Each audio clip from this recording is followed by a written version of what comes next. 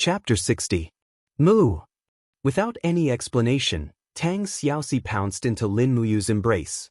It was originally a pleasure to have two soft mounds pressed against her chest, but it was also a wound there. Lin Muyu immediately groaned, and her face started to turn pale. Ah, are you all right? Looking at the sword wound on Lin Muyu's chest, Tang Xiaoxi, the beautiful princess, was instantly enraged. She turned around and looked coldly at Xianxia. Who is this instructor Jin Xing? Beside her, Chief Deacon Lei Hong said respectfully, reporting to Princess, his name is Xianxia.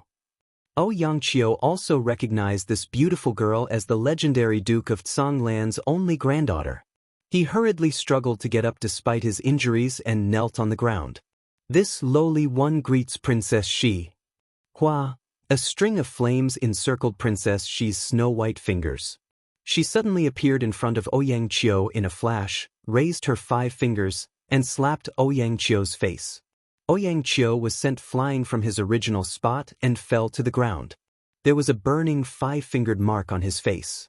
Tang Xiaoxi's attack was enhanced by her martial soul, so he could be considered to have a good cultivation base since he didn't faint immediately. Lei Hong was instantly petrified. Princess, why did you beat up Instructor Jin Xing? Tang Xiaoxi helped Lin Muyu up and said coldly, because he bullied my people. The other deacon at the side was Zhen Fang. Zhen Fang refuted, Princess, it's obvious that Xiaoxia's injuries are more serious. As a sparring partner, Lin Ji actually injured an instructor. This has already violated the rules of the sacred sanctum. He should be expelled from the sacred sanctum immediately. Tang Xiaoxi turned around and said word by word, Lin Ji belongs to me, Tang Xiaoxi. Young Duke Zhen Fang, I dare you to say that again. Zhen Fang stammered for a moment, but was actually unable to say anything else. Although Zhen Fang was the only son of Divine Marquis Zheng Yifan did not have any military power during non-war times. On the other hand, Tang Xiaoxi's backer was her grandfather, Tang Lan, who held hundreds of thousands of military power in 7 Sea City. There was a world of difference in status and real power between the two. Mu, are you okay? Tang Xiaoxi put away the coldness on her face and revealed a smile that a young girl should have. She looked at Lin Muyu who was leaning against her and asked. Lin Muyu was overwhelmed by a myriad of emotions. After parting ways at Cathaya City, he knew that Tang Xiaoxi wouldn't care about him at all due to the disparity in status between him and her. Unfortunately, he was wrong. Happiness had come too suddenly. It turned out that Tang Xiaoxi cared about his safety this much. So, he put on a show. Xiaoxi, I went to the dragon-seeking forest to look for you 2 days ago, but I couldn't find you. Tang Xiaoxi burst into laughter. Silly Mu, the dragon-seeking forest is so big. How did you find me? Fortunately, I found you now. How is it? I'm still better than you, right? Lin Muyu couldn't help but laugh. Princess, she is the best in the world in both literature and martial arts. Tang Xiaoxi was very happy to be coaxed. That's more like it. As she spoke, she turned around and pointed a finger at Xianxia. Even though Lin Ji is only a sparring partner, you better remember that Lin Ji is a distinguished guest of our Duke of 7 Seas estate. No one is allowed to harm him, or it would be equivalent to going against 7 Seas City. Turning to look at Lei Hong, Tang Xiaoxi revealed a beautiful smile that refreshed the heart. Grandpa Lei Hong, why didn't you restrain your instructor Jin Xing? Look, the sparring partner was almost beaten to death. With such heavy injuries, he was clearly trying to kill someone. Lei Hong hurriedly cupped his fists. Princess, you are right.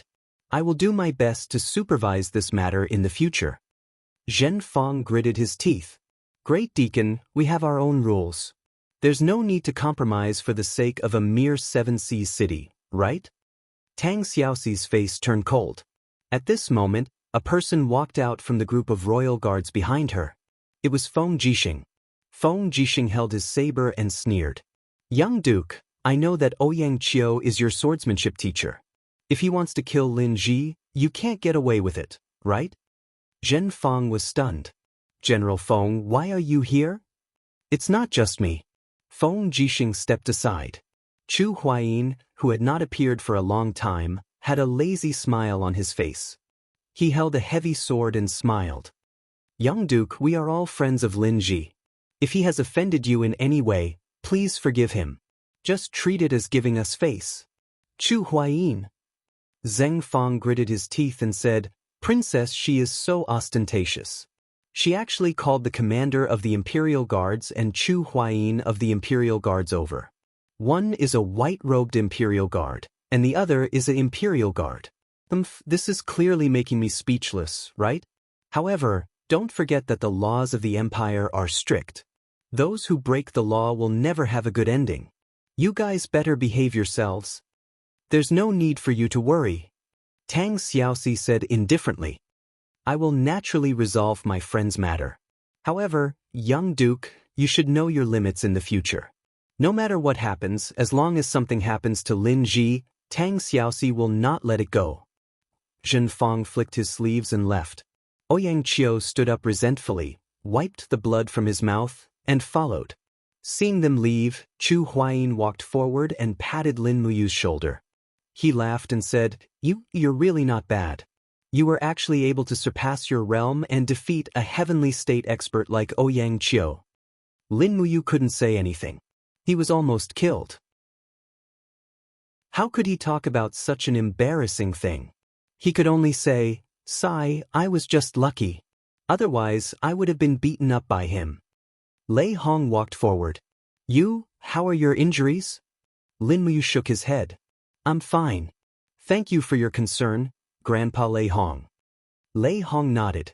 Then he said to the group of instructors and sparring partners, All right, it's fine now. You guys can carry on with your own cultivation. Don't mess up. The crowd dispersed. However, one thing was certain. Everyone saw that Gold Star instructor Ouyang Qiu was defeated by Lin Muyu. As the #1 swordsman of the Holy Temple, Ouyang Qiu was definitely going to be humiliated. Tang Xiaoxi and Lin Muyu were reunited after a long time. There were many things that they wanted to say, but they didn't know what to say when they actually met. The courageous and decisive princess, she stood at the side, blushing. She looked at Lin Muyu speechlessly. Lin Muyu looked at her adorable expression and couldn't help but laugh. Xiaoxi, your face is as red as the sunset. Tang Xiaoxi became even more embarrassed. She waved her fist and punched him. You're still talking? I thought you were dead. How could that be? I'm so lucky. Feng Jixing couldn't be bothered to listen to the two of them flirt with each other. He cupped his fists and said, The matter has been resolved. Princess, I should return to Zetian Palace Hall. His Highness has already gone back. I can't stay outside for too long. Thank you, Brother Feng. Lin Muyu said. Chu Huayin also said his goodbyes. Lin Muyu and Tang Xiaoxi sent them out of the Divine Hall. Tang Xiaoxi sent back a group of cavalry guards. She only brought a few people with her because she wanted to accompany Lin Muyu to have a good look around the capital. At night, they settled at the famous restaurant in the capital, Tingyu Restaurant. There were only the two of them. They ordered some rice wine and a table full of sumptuous dishes. This meal was treated by Tang Xiaoxi. Princess, she didn't care about money at all. Lin Muyu had been starving in the dragon-seeking forest for a few days, so naturally he would eat like a tornado. Tang Xiaoxi, on the other hand, had already eaten her fill at noon. She smiled as she watched him gobble down the food. Finally, when her stomach was almost full, Lin Muyu burped in satisfaction. She smiled and said, The food that others treat is really fragrant. Tang Xiaoxi covered her mouth and smiled. Idiot. Alright. I have good news for you. I received a letter from Yu Shu at noon. Tomorrow at the latest, Chu will return to Lanyan City. Oh, Teacher Chu Chu is back? Tang Xiaoxi nodded and said, When I see him, I will naturally let him go to the Divine Hall to see you. He will also teach you some martial arts. Mu, although your advancement speed is very fast, you are still not strong enough. The Divine Hall is a place where people will swallow you whole. Without enough strength, you can only be trampled on. Lin Muyu felt the same way. I have already experienced it. Tang Xiaoxi tilted her head and looked at her with a smile. Mu, can I go to the Divine Hall to see you often? Sure, but don't make such a big commotion again. Lin Muyu scratched her head and said helplessly, now I am afraid I am already a famous person in the Divine Hall. Tang Xiaoxi covered her mouth and laughed. Big idiot, the more famous you are, the more those people will not dare to touch you. If you are just a nameless brat, humph, with Zhenfang's nature, I am afraid he would have killed you quietly. That's true. Lin Muyu looked at her own fist. After circulating her energy, her skin was covered with energy and smiled. It is still the fist that is hard, otherwise it is useless to say anything. In the evening, after watching the lanterns for a while, she sent Tang Xiaoxi back to the residence. It was only until she saw these beauties enter the Duke's residence that Lin Muyu returned to the Divine Hall and continued to cultivate. Late at night, under the bright moon, she continued to refine her skin. But the effect of the night was not very good. It seemed that the refining of the skin had reached its limit and the skin could not absorb any more spiritual energy. If she continued to forcefully cultivate, it would only be harmful. Far away, under the moonlight, there were two old men standing. One was Lei Hong and the other was Guyang. The two of them were discussing. While they were chatting, the sound of wind suddenly swept past. Guyang asked, "What happened?" Lei Hong stroked his beard and smiled. "Chu, if you are here, then come out. Why do you need to be so sneaky?" In the small forest, Chu slowly walked out and laughed. "Lei Hong, you old man is really sharp. How is it? My student's talent is not bad, right?" "His talent is not bad, but it has not improved." Lei Hong's eyes shone brightly. "It has not improved? What happened?" Chu asked. When he entered the Divine Hall, he was a battle saint, and now he is still a battle saint. What has increased is his combat experience, but his strength has not improved.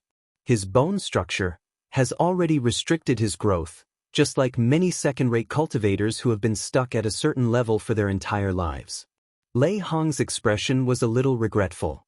Chu's expression turned cold, then he smiled and said, "Don't worry, I am prepared." Lei Hong's eyes were filled with a trace of astonishment. With a leap, Chu landed not far away from Lin Muyu. He chuckled and said, "Lin Muyu, long time no see. Look what I have brought for you." Swoosh!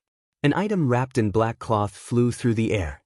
Lin Muyu looked at Chu in surprise and smiled. "Chu, you are here? Let's look at the gift first." Chu smiled faintly. Lin Muyu lowered her head and opened the cloth, only to find that there was a half-rotten book inside.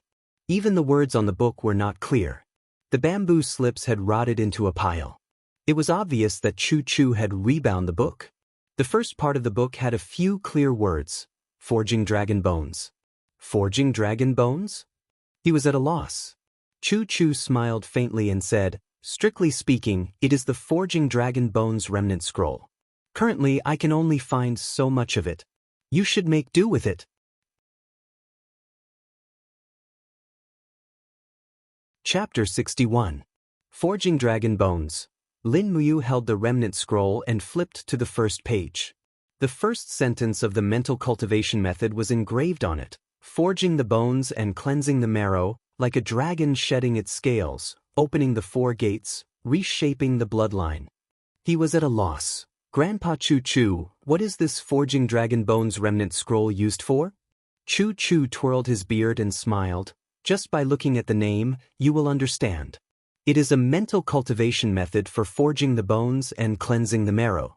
However, this mental cultivation method is similar to that of a dragon, so it is called the Forging Dragon Bones remnant scroll." As he said this, Chu plucked a leaf from the iron tree beside him. With a shio sound, the leaf flew 100 meters backwards and directly into a green rock. He laughed loudly. "I am teaching this kid a martial art. Do you 2 old fellows still want to eavesdrop? Hurry up and go drink, wait for me."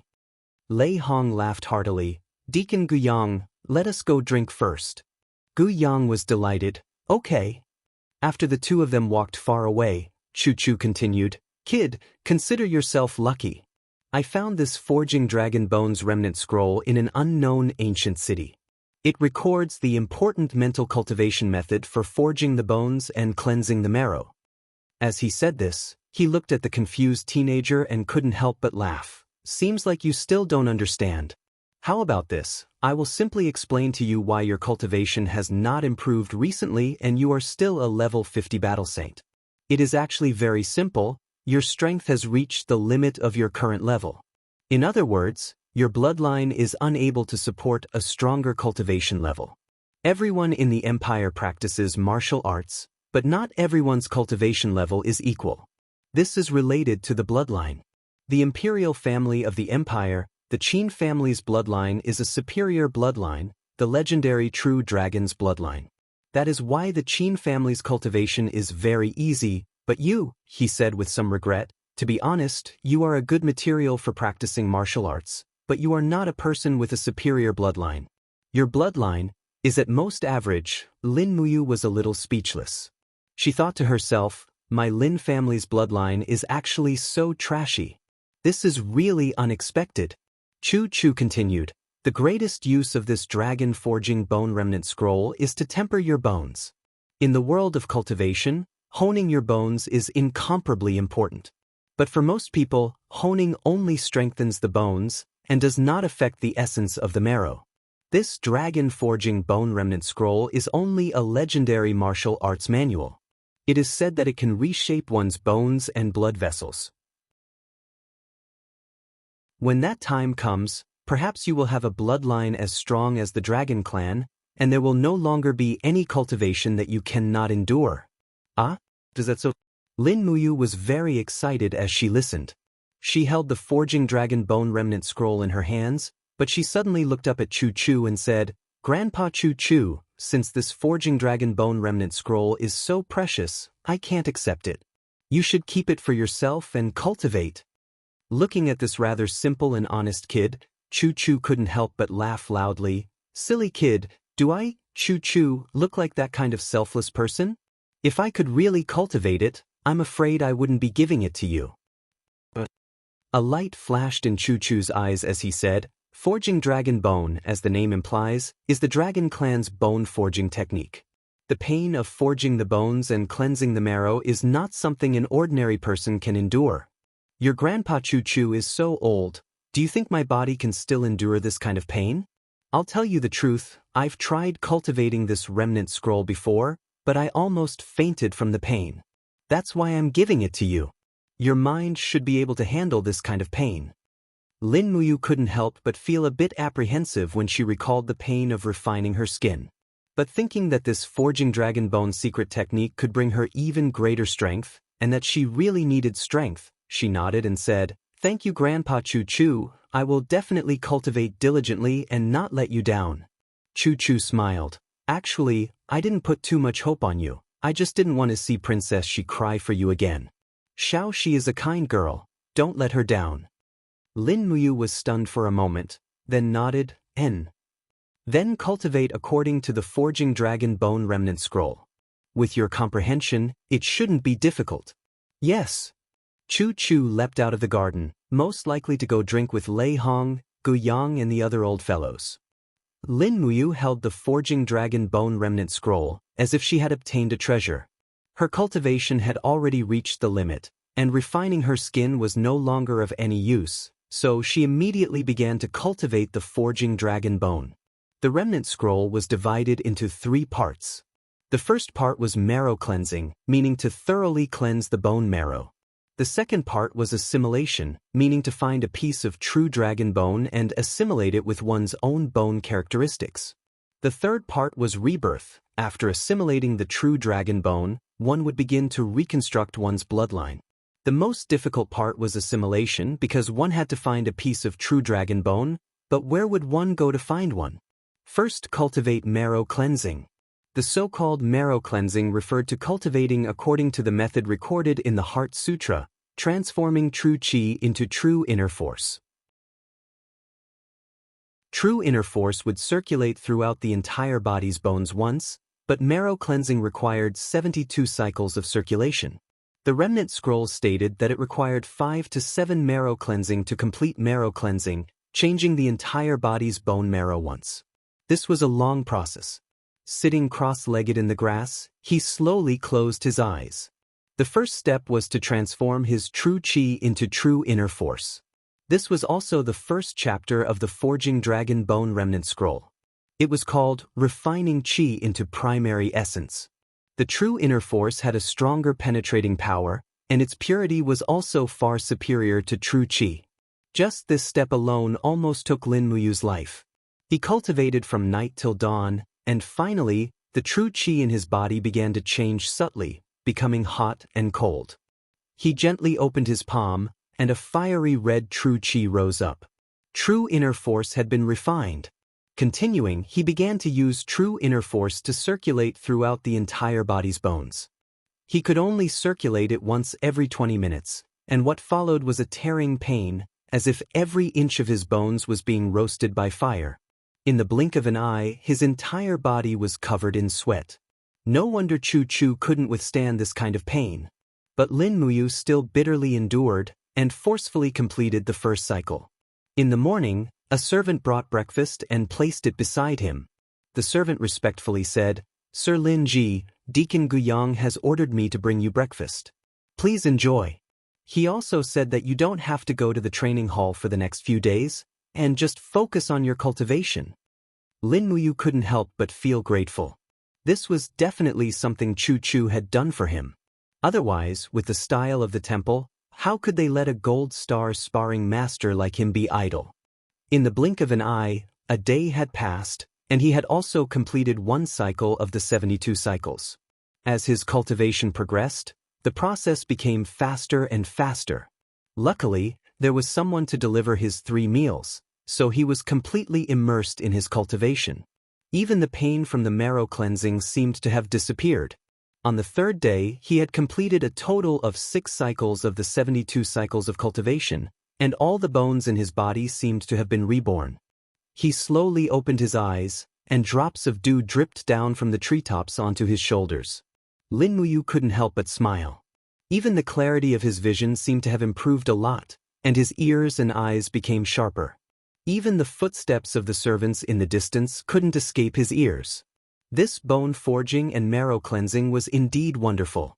He stood up. It only took him 3 days to complete the first scroll of the Dragon Forging Remnant Scroll. Next was the second stage, assimilation. However, the bone of a true dragon was harder to find. In the morning, he found out in the temple that Chu Chu had left Lanyan City to travel again. Lei Hong, Guyang, and the others all expressed that they didn't know where to find the bone of a true dragon. Bones of a pseudo-dragon could be found, and the umbrella dragon's bones could be found in the pharmacy. However, it was obvious that he couldn't use the pseudo-dragon's bones to assimilate. Otherwise, the quality of his cultivation would be completely different. In the afternoon, a servant walked over and said, "Sir Lin Ji, there's someone outside asking to see you. It's Princess Shi from the Duke of Seven Seas' residence." "Oh, I'll be right there." He hurriedly put on his boots and hurried out. Outside the temple, Tang Xiaoxi stood alone under the bright sunlight. Her hair flowed behind her, and she wore a fiery red dress. She looked at him with a smile and said, "Mu, long time no see. Why are you free today, Xiaoxi?" He asked with a smile. "I'm free every day. I'm going to Zetian Hall today, so I came to see you on the way." She smiled sweetly. Lin Mu muttered, "Zetian Hall? It seems that there's no need to pass through the temple from the Duke's residence to Zetian Hall." He regretted it as soon as he said it. He wanted to slap his thigh and scold himself. "You finally understand why you're single." Tang Xiaoxi blushed at his words. She glared at him and said, "Anyway, I'm going there on the way. You don't have to care about me. Let's go to Tingyu restaurant for lunch. I've made a reservation." "Okay, but it's so expensive there. One meal costs 70 Jinin coins." "Don't worry, I'll pay." Tang Xiaoxi patted her plump chest and didn't reply. "Okay, but before I go there, I want to go to the biggest medicine shop in the Imperial City." "Okay." The two of them arrived at the medicine shop. Many people in the medicine shop recognized Tang Xiaoxi. They all respectfully greeted her, Princess Shi, as well. After asking a few rooms, Lin Muyu couldn't find what she was looking for. Lin Muyu looked unhappy. "Silly Mu, what kind of medicinal herb are you looking for?" Tang Xiaoxi was a little surprised. A kind of bone, Lin Muyu said. Oh, what kind of bone? That's... Lin Muyu was a little embarrassed and said, Xiaoxi, how long has it been since a true dragon appeared on this continent? A true dragon? Tang Xiaoxi blinked and said with a smile, about 2,000 to 3,000 years ago. The legend of a true dragon has been around for a long time. It seems like no one has seen a true dragon in the past few thousand years. If that's the case, then it's even harder. He was full of disappointment. What are you looking for? A piece of the bone of a true dragon. Ah! Tang Xiaoxi's beautiful eyes widened, but she suddenly seemed to think of something. She stuck out her tongue and said with a smile, Okay, this kind of thing is really hard to find. How about this? I'll help you think of a way. Don't be anxious. Okay. Tang Xiaoxi knew that Lin Muyu was a genius in the field of medicine refinement. She was probably looking for the bone of a true dragon to refine medicine, so she didn't ask much. She didn't know that Lin Muyu wanted the bone of a true dragon to cultivate the dragon bone forging technique.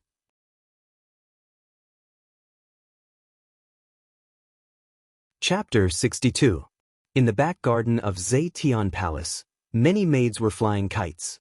Qin Yin was dressed in a purple cloak with the golden emblem of the Xinhua Empire pinned on her chest. She held a dark green zither in her arms as she looked up at the kite in the sky. Your Highness Ing. A maid greeted her respectfully from the side. Qin Yin smiled gently. It's fine now. You may leave. Qin Yin turned around and saw Tang Xiaoxi's beautiful eyes looking at her as if she was looking at an extremely delicious delicacy, and she couldn't help but burst into laughter. Xiaoxi, why are you looking at me like that? I'm not here to eat. Tang Xiaoxi rubbed her hands together and smiled shyly. Xiao Yin, I have a favor to ask of you. Oh, Qin Yin couldn't help but smile. When did our Xiaoxi become so polite? Where did your courage go when you asked for 5 pieces of golden silk wood from the palace last time? Tang Xiaoxi's face turned red. I might have gone a little overboard this time. Oh, say it. Qin Yin put down her harp and generously opened her arms to hug Tang Xiaoxi's shoulders. She smiled. I don't have anything I want anyway. If you say it, I will naturally do my best to help you. Xiao Yin, do you still remember what Her Majesty the Empress gave you when you were 7 years old? Ah! Qin Yin was stunned. Mother gave me the last gift. Yes. Qin Yin lowered her head and slowly unbuttoned her clothes. The golden thread extended all the way to the 2 tender pieces of flesh. There was a piece of bone about the size of a thumb hanging at the end. It was a young dragon's metatarsal, but it was a genuine 5-clawed dragon. It was passed down from generation to generation in her mother's family. This is the last thing my mother left for me. Qin Yin's eyes reddened. Her mother had already passed away when she was still young, and there weren't many things left for her. Seeing Qin Yin's eyes turning red, Tang Xiaoxi panicked. Xiao Yin, don't cry. I don't want it anymore. Qin Yin pursed her red lips and said, although this true dragon bone is precious, but if Xiaoxi really needs it, I'm willing to give it to you. After all, it's just a gift to me. Really? Tang Xiaoxi blinked her beautiful eyes, but she felt that she was going a little overboard, so she shook her head and said, forget it, I don't want it anymore. Qin Yin smiled and lifted her long hair. She took the pendant from her neck and said, all right, I'll give it to you. You are my best sister, a sister for life. Don't I still have the zither that mother left me? Moreover, as long as Xiaoxi is happy, the spirit of my mother in heaven will also be gratified, right? Tang Xiaoxi held the dragon bone that was still warm from Qin Yin's body, feeling apologetic and grateful. She pouted and said, Xiao Yin, I will treat you well for life, and I will never leave you. Yes, me too. In the afternoon, a white horse stopped in front of the temple. Tang Xiaoxi entered the temple with the true dragon bone that Qin Yin had given her. She found Lin Muyu, who was sparring with her. The Silver Star instructor immediately left respectfully. He knew that Tang Xiaoxi had something to discuss with Lin Muyu, so he didn't dare to be a third wheel. Princess, she was the second most beautiful woman in the imperial capital, and the beloved daughter of Tang Lan of the Seven Seas City. She was temperamental, and he couldn't afford to offend her. This is really the true dragon bone? Lin Muyu held the pendant in her hands, finding it hard to believe. This metatarsal looked simple and ordinary, and didn't look like a dragon bone. Tang Xiaoxi's eyes immediately turned red, and she felt extremely wronged. In order to obtain this true dragon bone, I'm willing to give up everything. You heartless fellow, you actually doubt that this isn't the true dragon bone. Lin Muyu hurriedly smiled apologetically. Thank you, Xiaoxi. Thank you so much. Where did you get this true dragon bone? It must be very expensive. I heard from Grandpa Lei Hong of the temple that the true dragon on the continent has long been extinct, and the true dragon bone has also disappeared with the passage of time.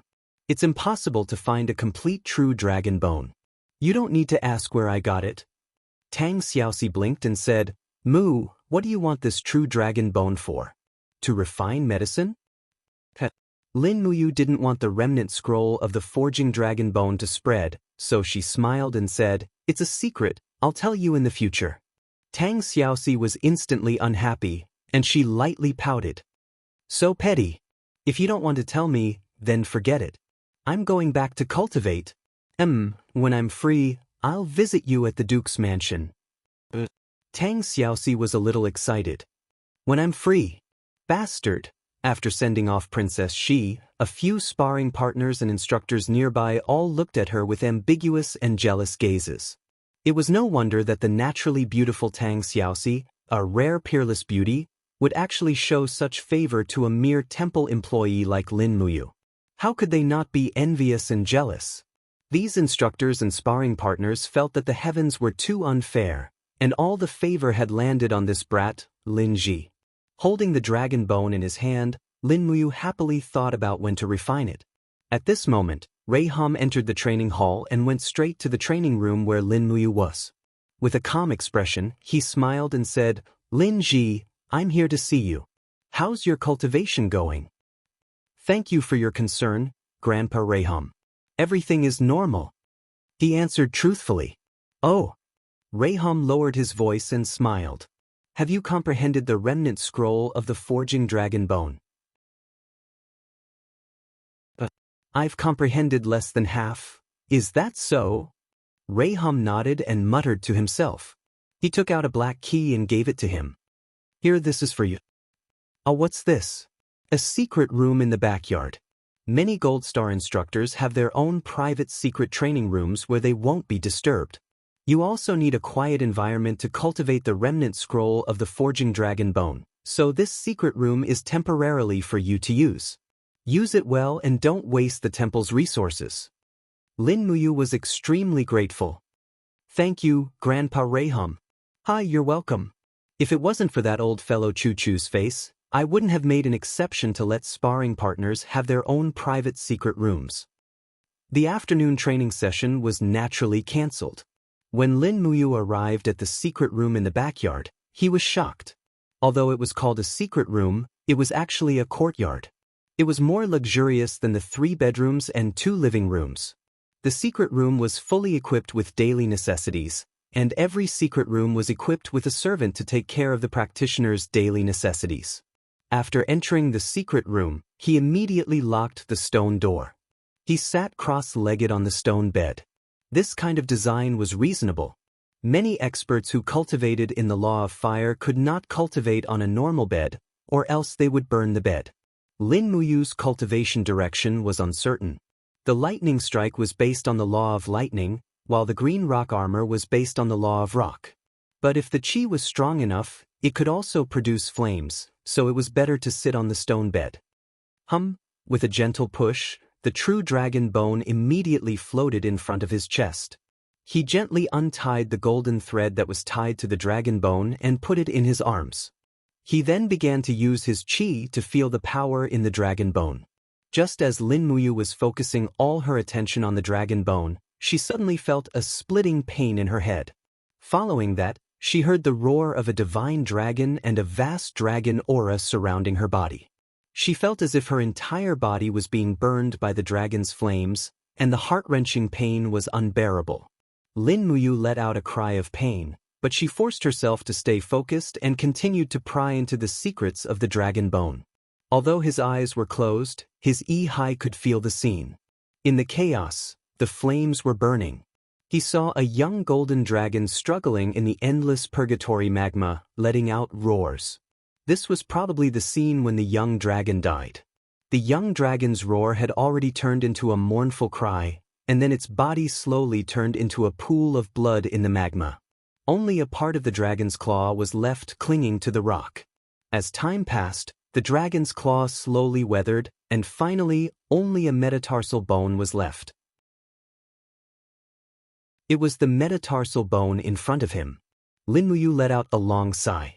He finally understood the origin of this metatarsal bone, and also understood the memory and power contained in this dragon bone. This young dragon had stored almost all of its dragon power in this metatarsal bone. If he really refined this metatarsal bone, it would be equivalent to refining the power of a young five-clawed dragon. He took a deep breath and began to use his qi to peel off the structure of the dragon bone, releasing the dragon power within. However, his qi was like water in a stream, constantly attacking the rock that was the dragon bone, but he could not break it. After more than an hour, there was still no progress. Did he really have to use the crafting cauldron? He slowly shook his head and raised his palm. Flames quickly enveloped his body and the dragon bone. The huge cauldron had already been opened. Something that could not be done with qi, the crafting cauldron should be able to do. Light the fire. With his order, the crafting cauldron let out a low whistle, and raging flames lingered around the dragon bone. The extremely penetrating flames only burned for less than 10 minutes, and the dragon bone began to peel off. With a dragon's roar, strands of golden dragon power slowly lingered around Lin Muyu's body, and then continuously seeped into her body. When the dragon power entered her skin, flesh, and blood, Lin Muyu felt an extremely intense burning pain, but that was not the main point. When the dragon power touched her bones and began to temper and fuse with them, the piercing pain was completely unbearable for Lin Muyu. Her body was instantly covered in sweat, and her clothes and pants were immediately soaked. However, the pain was far more than that. As the dragon power continued to temper and fuse with her bones, the pain became more and more intense. Finally, Lin Muyu's consciousness began to blur, and she fell on her back. "Big brother, stop." A voice came into his ear. It was the elf female official, Lulu. She was flying in the air, shouting at the top of her lungs. Lin Muyu suddenly woke up and found that his body was covered in flames. He hurriedly withdrew his qi and the crafting cauldron, and rolled on the ground a few times to put out the flames on his body. He stood there in a sorry state. If it was not for Lulu waking him up and letting the crafting cauldron continue, he was afraid that his body would have been destroyed. Pain could be stimulating, but it could also make people faint and fall asleep. This was too dangerous.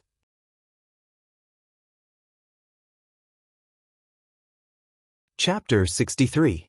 Her scalp tingling, Lin Muyu touched the slightly charred true dragon bone with lingering fear. She turned to look at Lulu and said, "Thank you, Lu.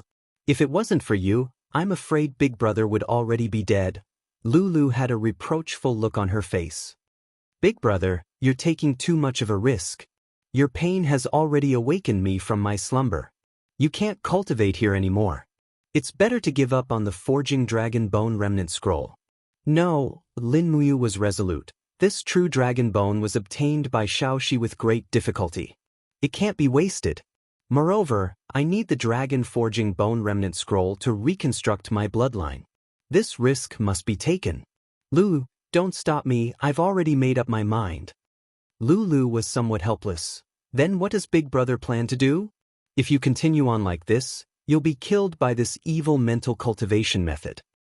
"Actually," Lin Muyu muttered to herself, a thought flashing through her mind, "it's not that my body can't withstand this kind of pain, it's that my mind can't withstand the powerful dragon force and will collapse. Therefore, as long as I don't faint, there should still be hope to refine this true dragon bone." Lulu was dumbfounded. "Big Brother, you want to use the spirit concentration powder?" The spirit concentration powder was a level 9 medicine. It could condense a person's mind and make it last for a long time. It could resist the negative effects of lethargy and fainting. The only harm was that the side effects were relatively large. After using the spirit concentration powder, one would not be able to sleep for about 3 to 5 days. At dusk, Lin Muyu came alone to the imperial city's medicine shop to search for the herbs needed for the spirit concentration powder. There were a total of 3 types. She still had some heart-calming grass. She still had some spirit-calming grass, which was relatively common and not expensive. The most important was the ice-congealing flower. This plant could absorb the cold in the air and bloom flowers that would freeze over. This kind of flower could maintain its frozen state even under the scorching sun. It was extremely magical. What? You want the ice-congealing flower? The shopkeeper looked at him in shock and said, "The ice-congealing flower is a forbidden medicine, my lord. Although you are a member of the Holy Cathedral, the ice-congealing flower was listed as a forbidden medicine by the Empire 300 years ago." What? The shopkeeper smiled. That's because the congealing ice flower has a powerful stimulating effect. It can make the user's heart surge with excitement. Even if the user were to have sex with more than 10 women in one night, it would not be a problem. However, the side effects of the congealing ice flower are too great. In the past, it has caused the deaths of many nobles. Therefore, the Empire has decreed that the congealing ice flower is prohibited from being used as medicine. Lin Muyu frowned. "I didn't use the ice congealing flower for this. Shopkeeper, I'm a gold star level employee of the Holy Sanctum. Isn't it stated in the Empire's laws? These prohibitions can be slightly pardoned for people from the temple. Can you sell me some congealing ice flowers?" The shopkeeper was put in a difficult position. "Then, you sigh. Since my lord insists, I'll give you one. Our medicine shop only has 2 congealing ice flowers. However, the congealing flower is very rare, so it's very expensive. 100 Jin coins. Do you want it?" Lin Muyu touched her waist pouch. She had not received her salary for this month, so she only had 100 Jin coins on her. She nodded. "All right then, 100 it is. I'll take it." "All right." Soon, a pot of congealing ice flowers was brought out. Although it was late autumn, the congealing flowers' petals were covered in a thick layer of ice. Lin Muyu picked it up and went straight to the Holy Cathedral. Along the way, she ignored the sparring masters and instructors who greeted her. She was afraid that they would notice that she was carrying a forbidden medicine. That would not be good. After entering the secret chamber, she immediately began to refine the medicinal essence. Then, she began to smelt the 3 medicinal essences at a ratio of 1:8. She also used the fire refining method, using vital energy to evaporate the last impurities in the medicinal essence, leaving behind the purest portion to smelt the medicine. This method had long been lost on this continent, right? After more than an hour, the spirit concentration elixir was completed. As the effects of the spirit concentration elixir lasted for a long time, it did not matter when she drank it. In the past, Lin Muyu had only drunk the spirit concentration elixir in the game. This time, she was going to drink a bottle of it in real life. It definitely did not taste good. After drinking it, it was bitter, but she instantly became very spirited. Her entire body was refreshed. The side effect was that a warm current separated from her dantian. One went straight to her brain, and the other went straight to her lower body. Yes, this was the effect of the congealing ice flower. She began to refine the true dragon bone again. The light from the treasure refining cauldron shone in all directions in the secret chamber. Flames lingered, and the true dragon bone trembled again. Waves of dragon roars echoed in the secret chamber. Lin Muyu closed her eyes and slowly controlled her vital energy to refine the true dragon bone. An endless stream of dragon power once again seeped into her body, reshaping her bones during the process of bone tempering. A huge wave of pain struck her, and she instantly howled. The strong impact mixed with the excitement brought by the spirit concentration elixir. As time passed, she really did not faint this time. Every inch of her bones felt cold and hot alternately. This feeling was worse than death. If it was not for the spirit concentration elixir, She was afraid that she would have fainted again. Lin Muyu gritted her teeth. Her expression was solemn, and her whole body was soaked in sweat. The thick flames formed by the dragon power lingered around her body, but it did not burn her. Instead, it tempered her bones inch by inch. The moment the dragon power seeped into her bone marrow, the real pain finally came. Woo woo, he could not help but let out a muffled groan. This was an indescribable pain that people would rather dance barefoot in flames and sharp blades than to experience this pain. This process was very long, a full 7 or 8 hours. Every time Lin Muyu almost fainted, the spirit concentration elixir would always pull him back from the brink of death. He refined the spirit concentration elixir himself, and it was actually to save himself. In the blink of an eye, an unknown amount of time passed, and the pain suddenly disappeared. The true dragon bone in the crafting cauldron also turned into some waste dust and disappeared with the wind. But it was also at this moment that Lin Muyu felt something spiritual in his blood. A strong feeling of not being satisfied if he did not spit it out took over his body. He slowly opened his palm, and this power rose up. It was actually a light purple flame. This is? He was a little surprised. At this time, Lei Hong's voice came from outside the door. Little brat, this is True Yuan, a power derived from the true dragon's blood, also known as the true dragon primary fire. Make good use of it, it will make you an unparalleled expert. It has been hundreds of years since anyone on the continent has been able to possess the true dragon primary fire. Ah, Grandpa Lei Hong? Lin Muyu was shocked. He did not think that Lei Hong was peeping. In fact, one of the main reasons why Lei Hong arranged for him to be in a secret room was to protect him while he cultivated. Otherwise, if anything happened to Lin Muyu during his cultivation, Chu Chu would definitely not let Lei Hong off easily. Lei Hong chuckled. You? Although this true dragon primary fire is very strong, you must not easily reveal it in front of others. If someone recognizes that you are using the true dragon primary fire, you will have countless troubles. All right, Grandpa has watched you for an entire day. My old bones are about to fall apart. Go eat something. As for you, brat, you better go find a place to vent. There is a spring flower brothel in the east of the imperial city. The girls there are not bad. You can go there. If you don't have money, just put it on the temple's tab. I'm leaving. I have already cultivated for an entire day? Lin Muyu silently muttered to himself.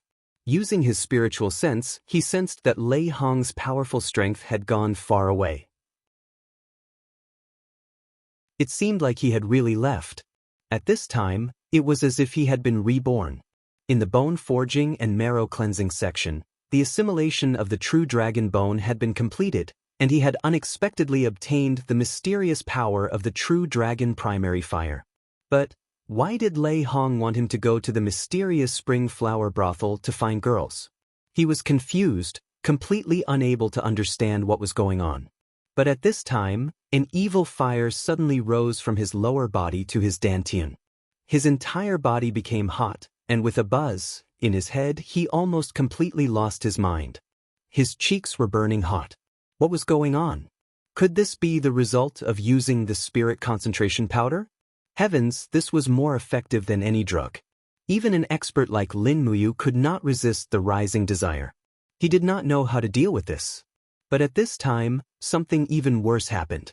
Dong dong dong, sounds came from outside the stone door, and Tang Xiaoxi's voice sounded, Mu, are you there?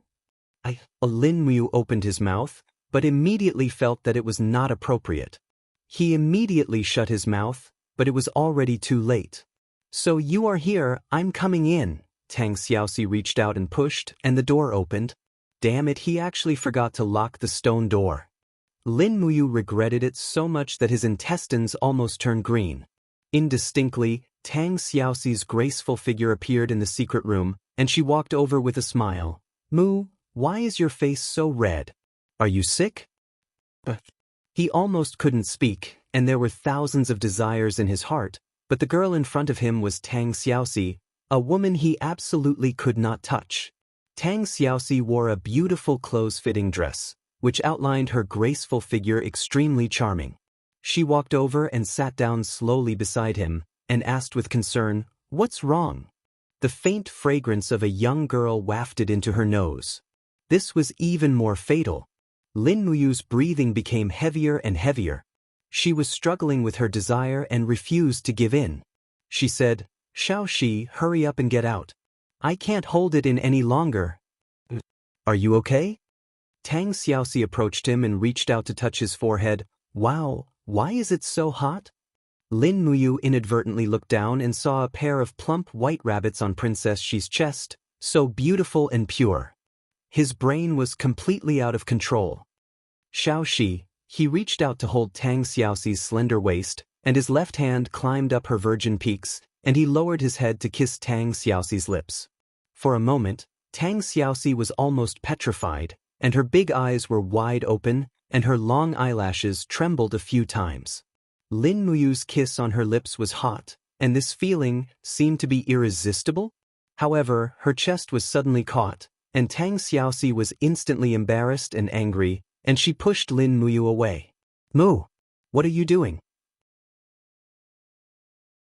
However, when she saw Lin Muyu's pair of misty and lustful eyes, she suddenly seemed to have guessed something.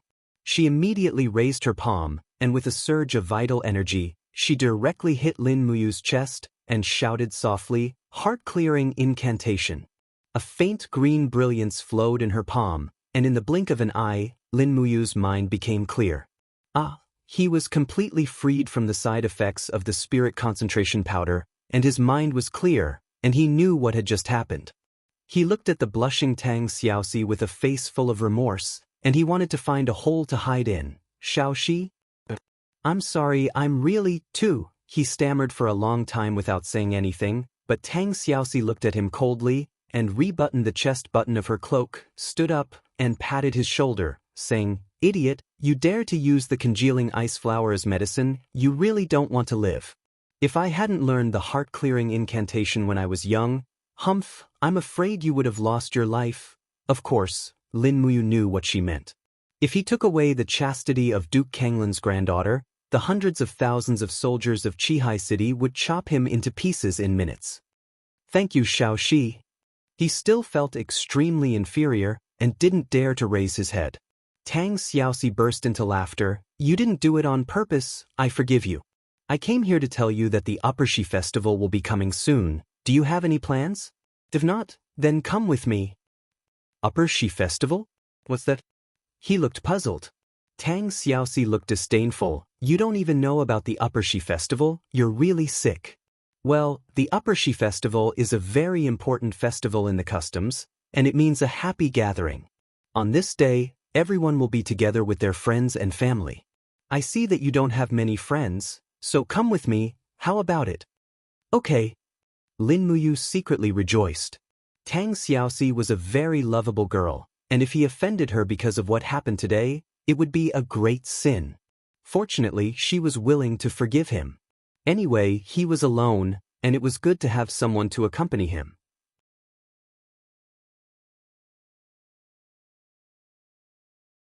Chapter 64.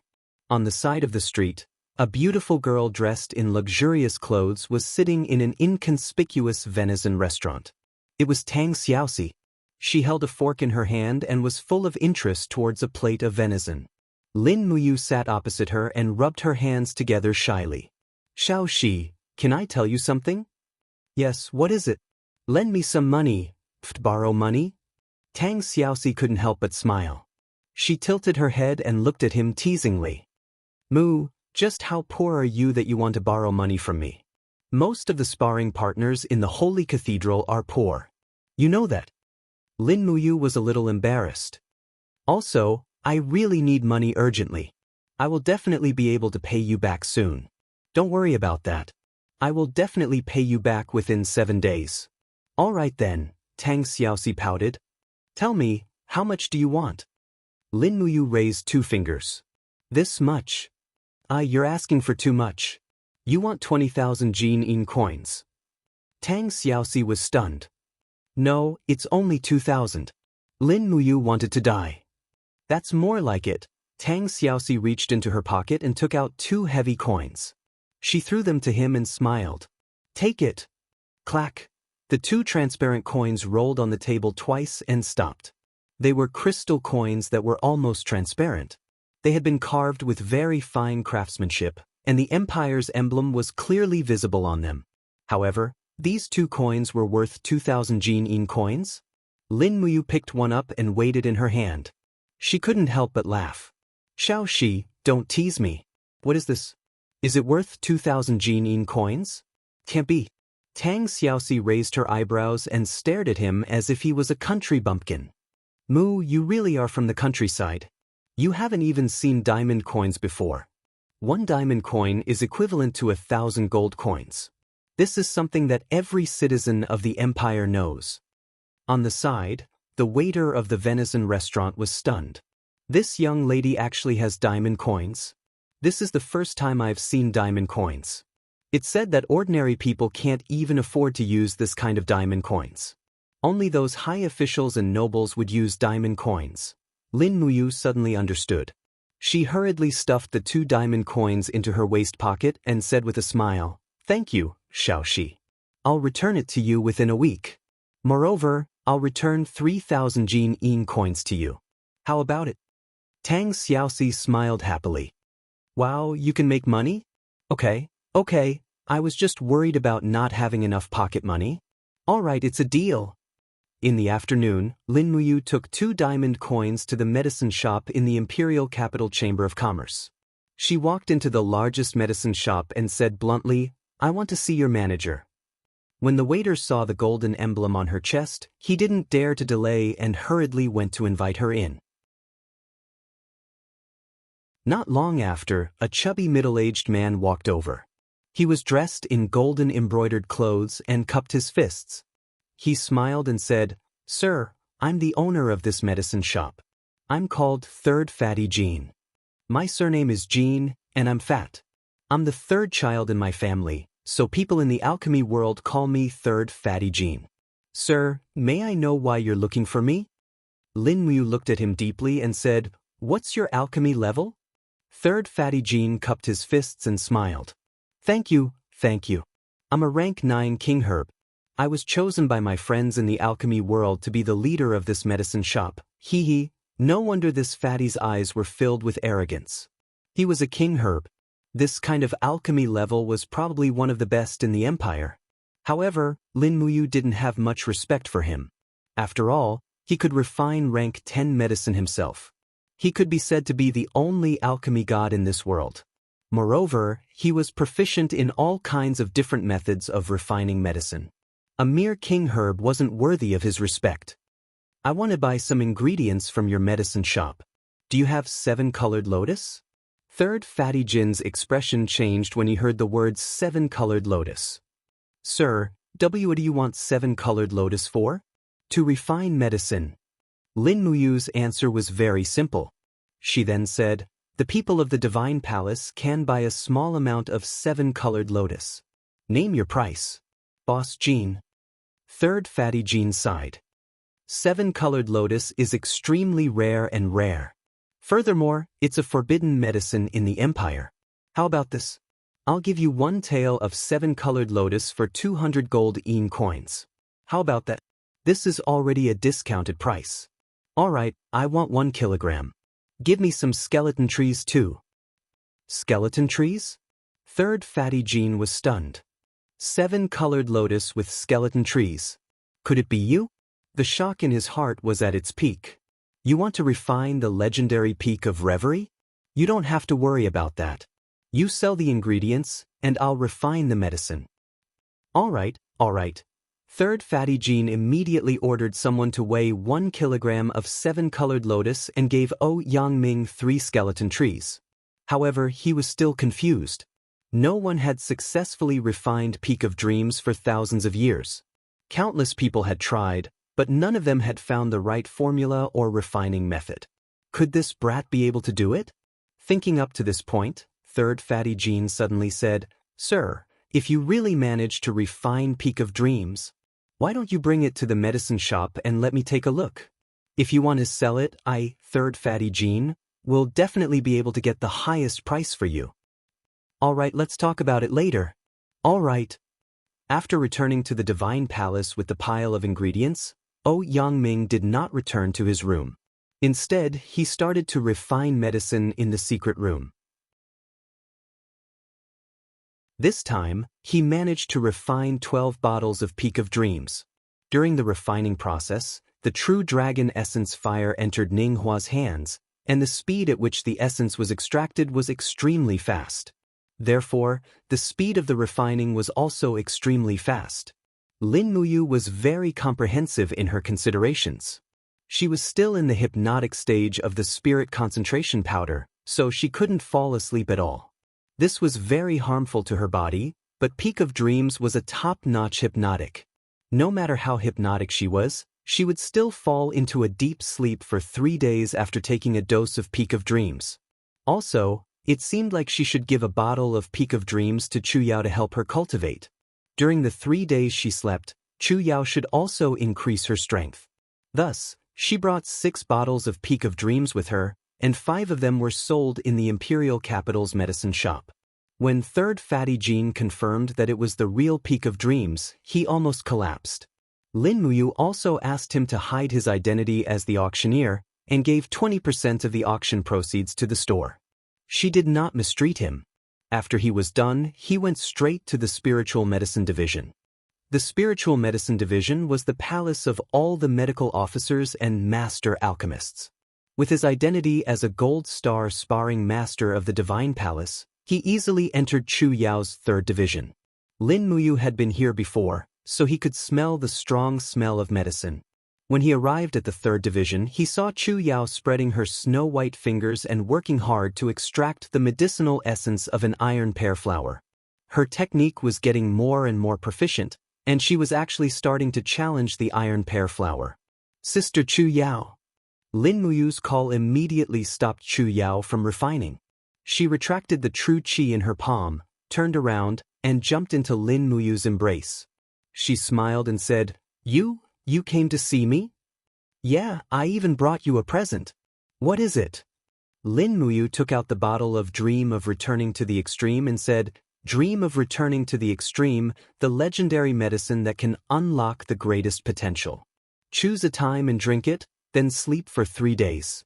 Your cultivation will definitely increase by leaps and bounds. Really? Chu Yao accepted the gift and was extremely happy. But at this time, a cold voice came from behind. Where did this stinking brat come from? How dare you trespass into our Spiritual Medicine Division's Alchemy Division? Get the hell out of here. Lin Muyu couldn't help but feel angry. She turned around and saw that the newcomer was a young man around 25 years old. He wore a golden herb emblem on his chest, while Chu Yao wore a silver one. This was enough to prove that this young man's alchemist rank was higher than Chu Yao's. Moreover, it was easy to read something from his jealous gaze. This person seemed to be interested in Chu Yao.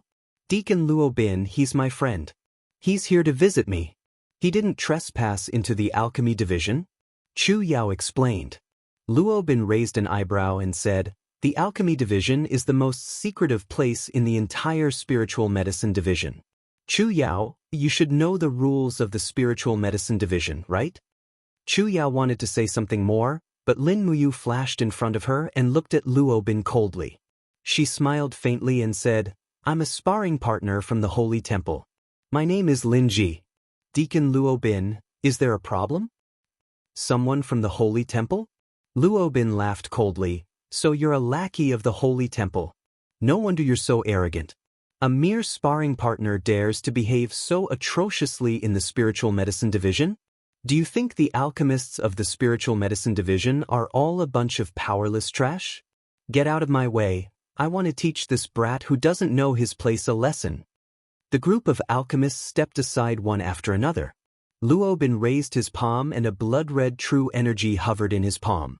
It quickly condensed into a blood-red longsword. It was actually a weapon-type martial soul. Normally, cultivators who possessed this kind of martial soul would be very good at attacking.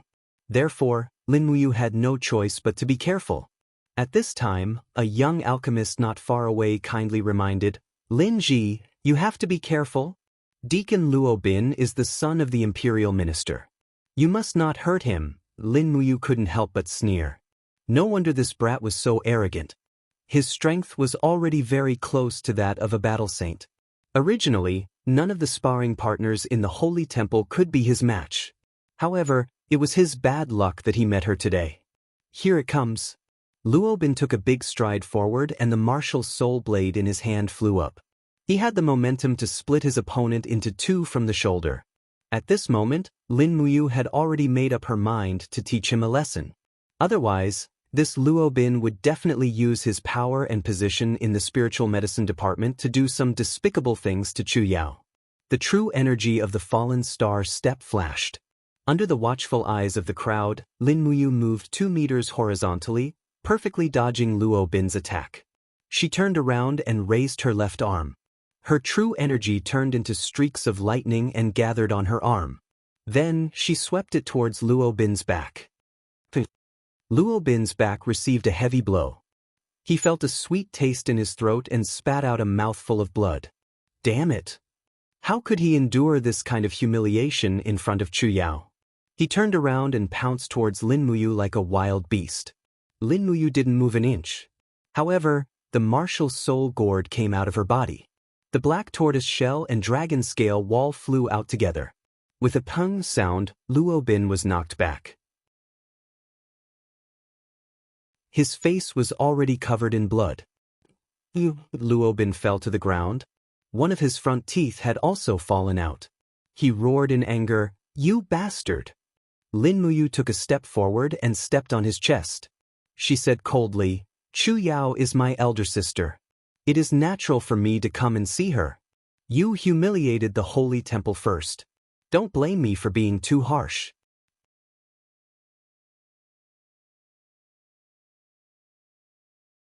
Chapter 65. You lowly commoner, you son of a bitch. Luo Bin struggled to get up from the ground, his eyes filled with venom as he said fiercely, "Just you wait, the minister's office will not let this go, and the spirit medicine department will not let you off either. Just you wait." As he spoke, Luo Bin turned around and left, and the crowd of alchemists also dispersed with a sigh. You've caused trouble?" Chu Yao looked at him reproachfully and said, "We've just arrived at the capital. How could you offend someone like Luo Bin? His father is the minister, and he's in charge of all sorts of government matters. If we offend him, how will we continue to live in the capital?" Lin Muyu felt a bit guilty and rubbed her nose, saying, "I just can't stand his arrogant attitude, and I can't stand him fantasizing about you."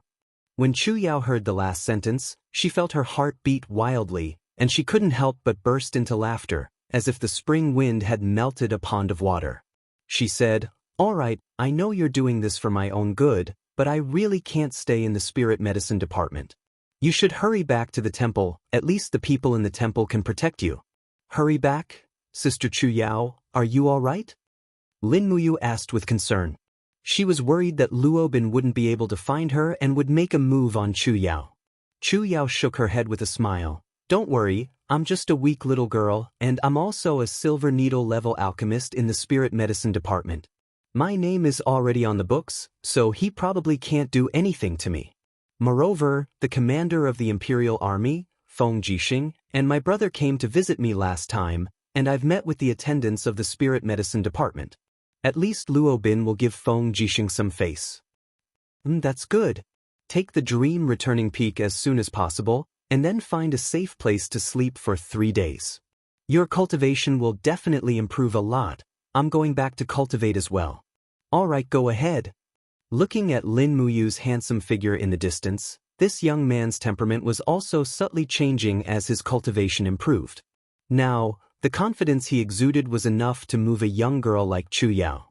Moreover, they had been together for a long time, so it was inevitable that feelings would be born. Chu Yao let out a soft sigh and remained silent. Hundreds of thoughts were running through her mind, but she also thought about the relationship between Tang Xiaoxi and Lin Muyu. The fact that Tang Xiaoxi had entered the Holy Temple to protect Lin Muyu had long been known by the entire city. It must be known that the Grand Deacon of the Holy Temple, Lei Hong, and Duke of Zhanglan, Tanglan, were close friends. There were even rumors that Lei Hong was Duke of Zhanglan's subordinate.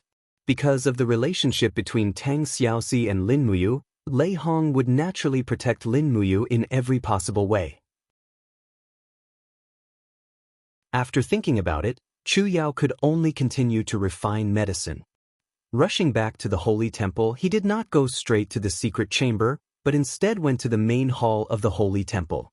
2 guards carried their weapons and asked, "Sparring Master, what are you doing here?" "I want to see Grandpa Lei Hong."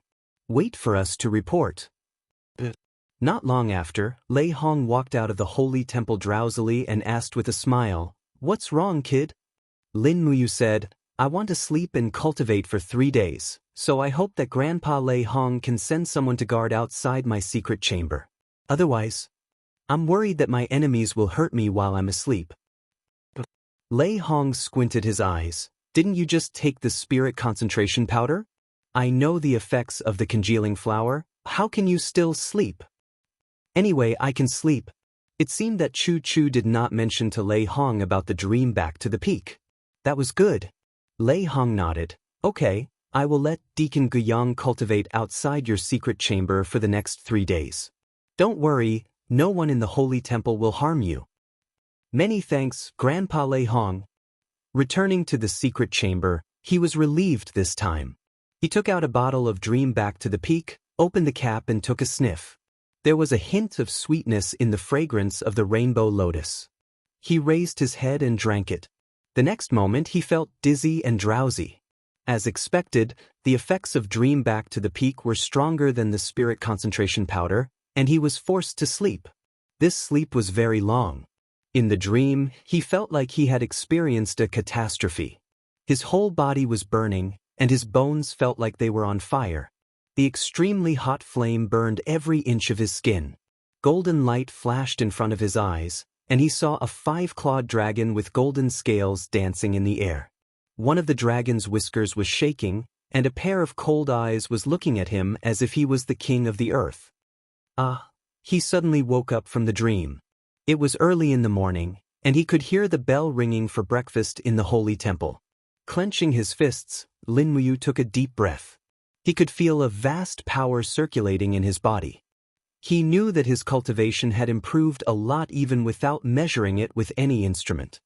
He raised his fist, and Zhen Qi was enshrouded in it. He smiled, and with a slight push of his Zhen Qi, it quickly turned into a light purple flame. It was the true dragon primary fire. The destructive power of this fire was very strong, and it could not be used inappropriately. Lin Muyu even suspected that the destructive power of the true dragon primary fire could easily defeat an opponent of the same cultivation level, or even kill them directly.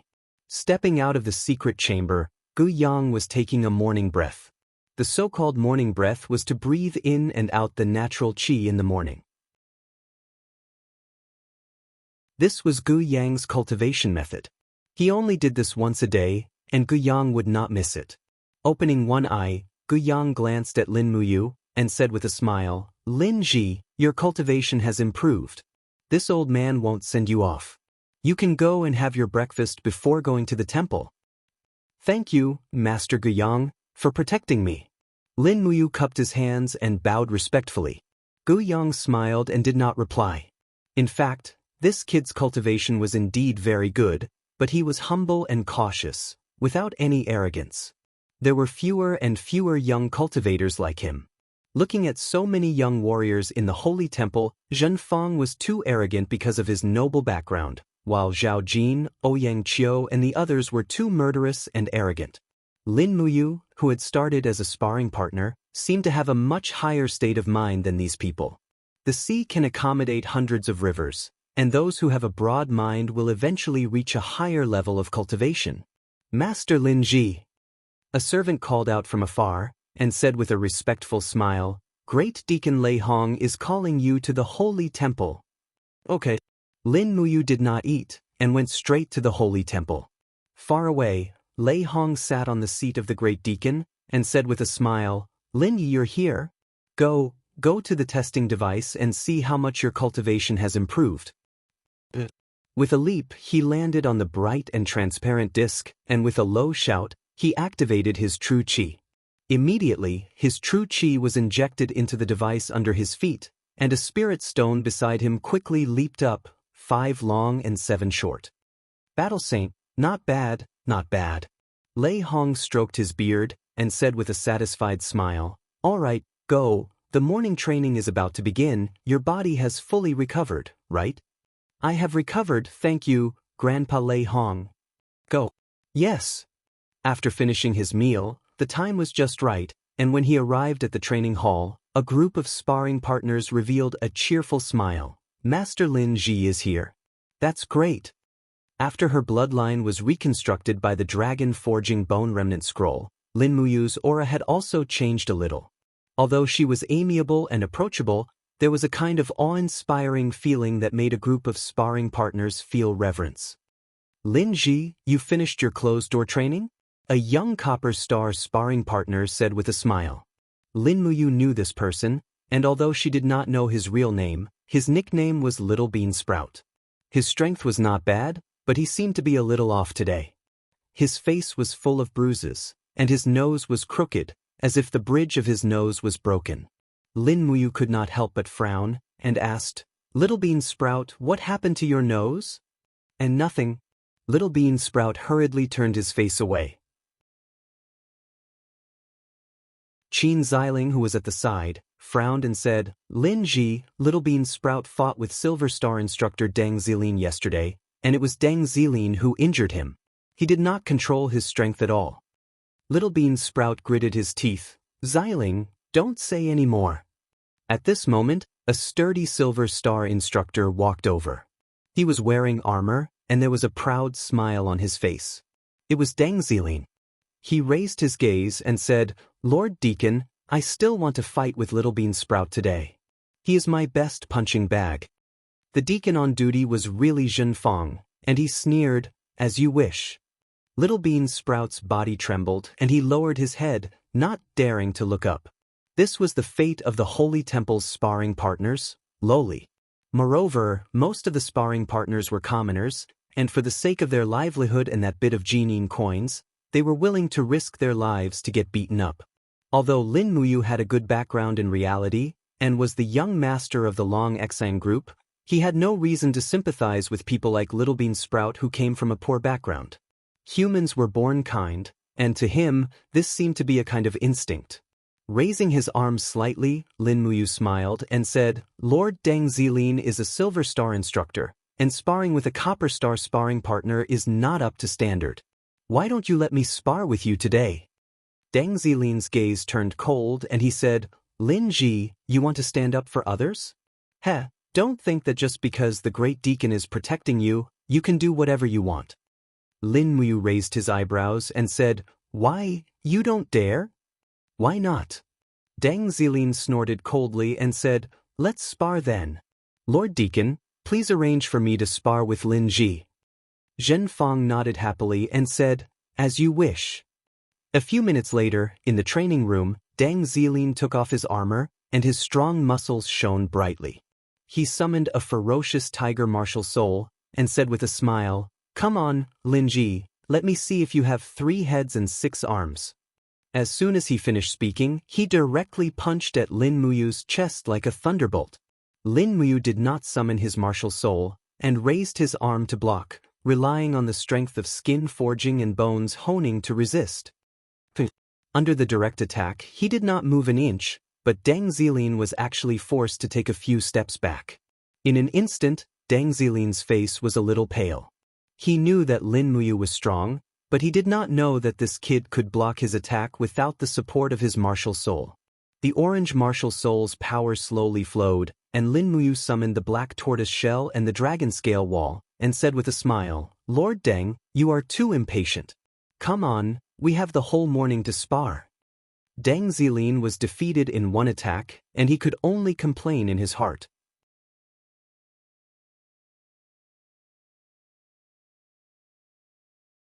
Chapter 66. Someone's dead, someone's dead. A clamor of shouting could be heard in the hall. Deng Zilin was already panting, his arms and fists covered in blood. Lin Muyu didn't retaliate, but he was injured by Lin Muyu's iron wall defense. He couldn't help but look at this #1 sparring partner in a new light. At this moment, the clamor outside gave him a chance to catch his breath. What's wrong? Who's dead? Deng Zilin stopped and asked. Lin Muyu frowned and retracted her martial spirit. I don't know, let's go out and take a look? But a corpse lay quietly in the hall of the training hall. It was a sparring partner, his chest pierced by a sword. Fresh blood flowed out, and there were no signs of life. Moreover, this person was someone Lin Muyu recognized. It was the little bean sprout that she had tried to help not long ago. What's wrong? Lin Muyu squeezed through the crowd and knelt on one knee beside little bean sprout's corpse. She lifted up his clothes with trembling hands. This was not a normal sword wound, but a shock wave after the sword pierced through his heart, creating a fist-sized bloody hole. Little Beansprout's entire heart had been crushed into pieces. Who was it? He stood up abruptly and roared. His palm was already on the hilt of the burning prairie sword. Not far away, Xianxia held a thin sword in his hand. Blood was still dripping from the blade. He said indifferently, "It was me. I accidentally killed him in a moment of excitement during training. I'll accept any punishment." You killed him on purpose. Lin Muyu went straight to the point. Is that so? Do you have proof? Xianxia sneered and walked forward. He stood in front of little Beansprout's corpse, as if it had nothing to do with him. The deacon, Zhen Fang, said, "Stop arguing. The deacon will be here soon. He will take care of it." Everyone nodded. A few minutes later, Lei Hong walked into the hall. His gaze swept past Lin Muyu, Xianxia, and Zhen Fang before landing on little Beansprout's corpse. What happened? Raham asked.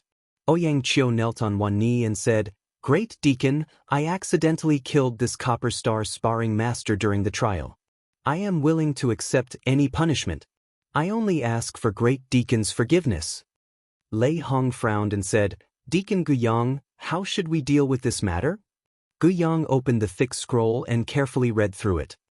Little Beansprout is a Copper Star sparring master from a commoner background. His annual salary is 50 Jin coins. Xianxia is a general in the Marquis manor and is a third-class noble. According to the Empire's laws, if a noble accidentally kills a commoner, he only needs to compensate the commoner with 10 years of his income in order to be pardoned.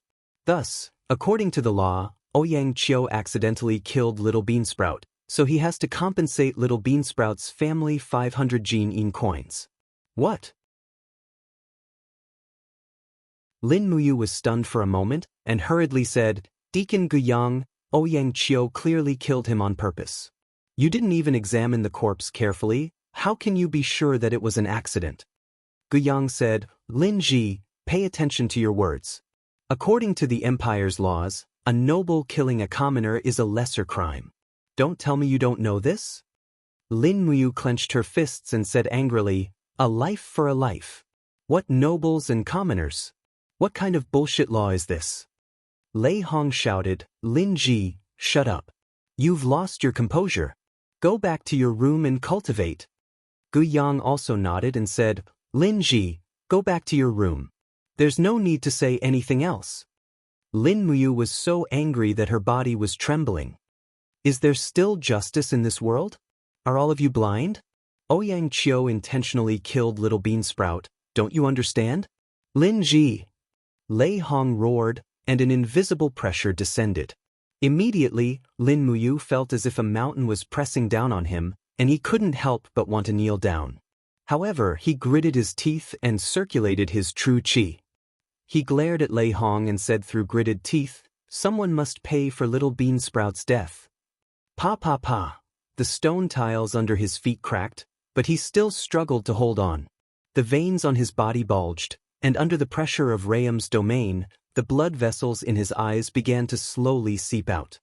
His entire left eyeball was instantly dyed red, but Raham could clearly see the determination and clarity in his unwillingness to compromise in the blood. "Go back and rest." Lei Hong suddenly retracted his pressure and said indifferently, "Remember, there are some things you can't interfere in, and there are some rules you can't question. The Empire's laws are not something you can question." Lin Muyu's whole body was trembling, and he was panting heavily. At the side, the Silver Star instructor Zhang Wei patted his shoulder and said, "Foolish brat, hurry up and leave before the head deacon is completely enraged." Qin Xiling also said, "Lin Ji, hurry up and leave. Little bean sprouts matter. There will be justice in the future." Ouyang Qiu raised his blood-stained sword and knelt on the ground. He raised his head and said, "Head deacon, this subordinate is willing to bear all the punishment. I will personally deliver these 500 Jin coins to Little Bean Sprout's parents." "Then got it." Lei Hong said indifferently, "Instructor Ouyang, you must be careful in your training in the future. I do not wish to see such a situation again." Ouyang Qiu raised his head, and his eyes met Lin Muyu's gaze. Immediately, a trace of complacency appeared in his eyes. Obviously, Ouyang Qiu killed Little Bean Sprout to dampen Lin Muyu's spirit. Lin Muyu dared to stand out to protect Little Bean Sprout, so Ouyang Qiu killed Little Bean Sprout to let him know who had the final say in the Divine Hall. Lin Muyu's heart was in turmoil, anger and unwillingness mixed together. He naturally understood Ouyang Qiu's meaning, but he was completely powerless now.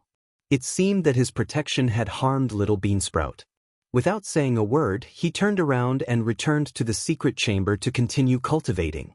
Looking at his back, Lei Hong sighed helplessly. Evening, Divine Marquis residence. Zhen Fang was playing with a thin dagger. This dagger was made of pure gold, and was not very hard. It was not suitable for killing enemies on the battlefield, so it could only be used as an ornament. Creak.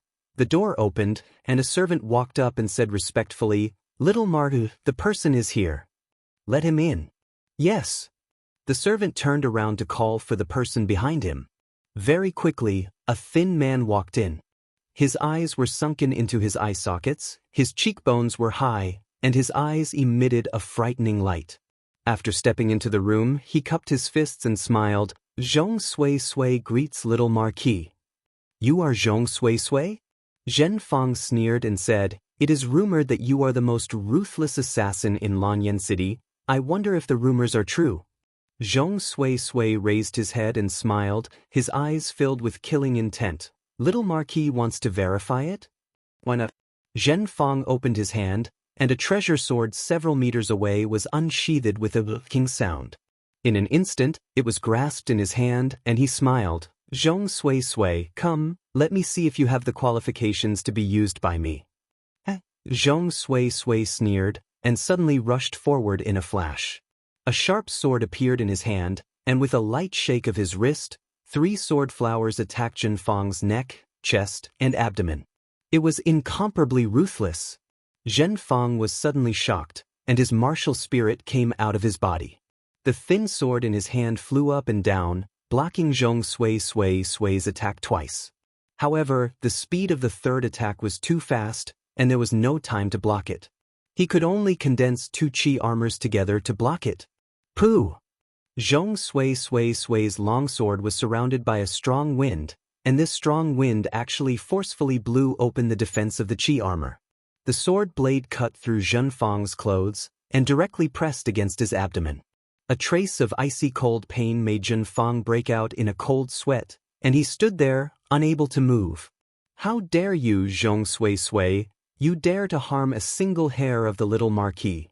The servant loudly scolded, "Men!" At this time, Zhong Sui slowly retracted his sword and smiled faintly. "Zhong Sui, never do meaningless things. Killing the Little Marquis won't get any reward." Zhen Fang was already drenched in cold sweat from the fright. Now that he finally calmed down, he couldn't help but be afraid and said, "Zhong Sui, sure, your swordsmanship is indeed extraordinary.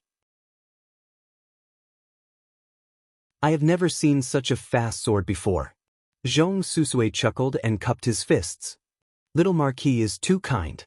It's not that my sword is fast, but that Little Marquis has scruples. I don't have any scruples. Zhong Sui is only a level 62 heavenly venerate and isn't stronger than Little Marquis.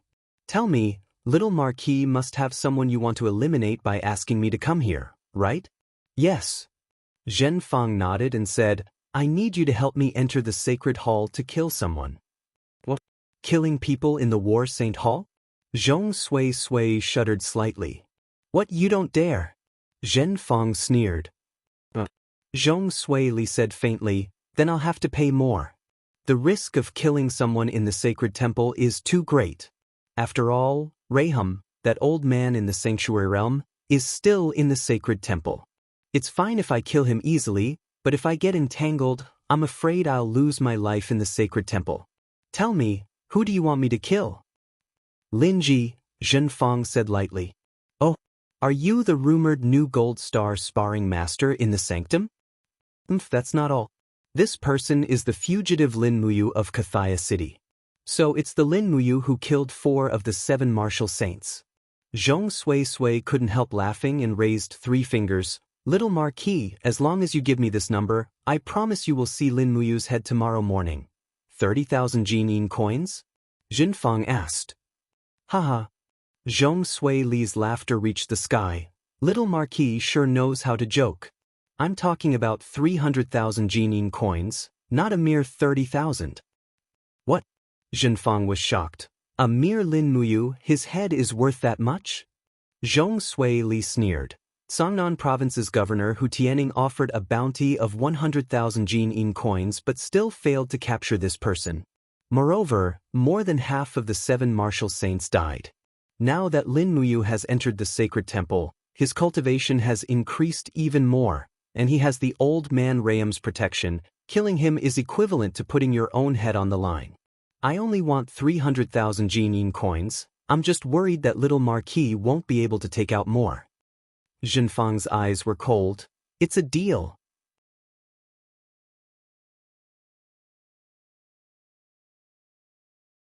Chapter 67. In the secret room, the young man's body was surrounded by flames. Lin Muyu's forging dragon bone remnant scroll had been cultivated to the 3rd realm, rebirth. This also meant that after the bone tempering, his bone marrow was slowly regenerating, and the regeneration of his bone marrow would reshape his bloodline. In fact, his bloodline had already begun to silently transform, and even he himself could feel it. Now, when he cultivated, the speed at which his qi circulated in his bloodline could be said to be a world of difference compared to the past. His instantaneous explosive power had also been greatly enhanced. After the reshaping of his bloodline, whether it was speed or strength, they were completely new. Slowly opening his eyes, he stretched his arms and then walked to the stone door. He wolfed down the dinner that the servant had brought and continued to cultivate. Keng.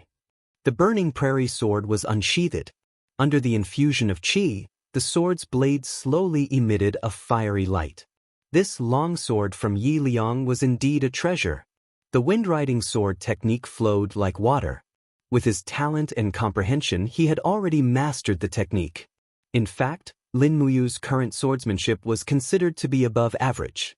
Unless he encountered a top-notch expert with extraordinary swordsmanship, he would still be able to withstand 1 or 2 blows from her. Pa pa pa! Lightning surged on the blade of the sword. With a low shout, he instantly unleashed a lightning strike. The blade of the sword and the lightning split the air into 2. The speed was so fast that it even created a temporary vacuum in the path of the slash. The feeling of the air being compressed was very strong. Xianxia's ferocious smile appeared in his mind, and his sword art gradually became a little messy. He thought of Xianxia's secret art, myriad sword art. It was an ability to use qi to control the sword, and it was considered the best sword art. Unfortunately, he knew nothing about it. He suddenly smiled as he thought of the mysterious owner of the Wanxing weapon shop, the Sword Elder. It was obvious that the Sword Elder was also an extraordinary swordsman. His mastery of using qi to control the sword seemed to be above that of Ouyang Qiu and Zhen Fang. If that was the case, perhaps learning the Sword Elder's imperial sword technique was also a way to become stronger. However, the Sword Elder had an eccentric personality and was obsessed with collecting swords. He might not be willing to teach him the sword technique. The way of the sword was ever-changing, but if one couldn't master controlling the sword with qi, it would always be a pity.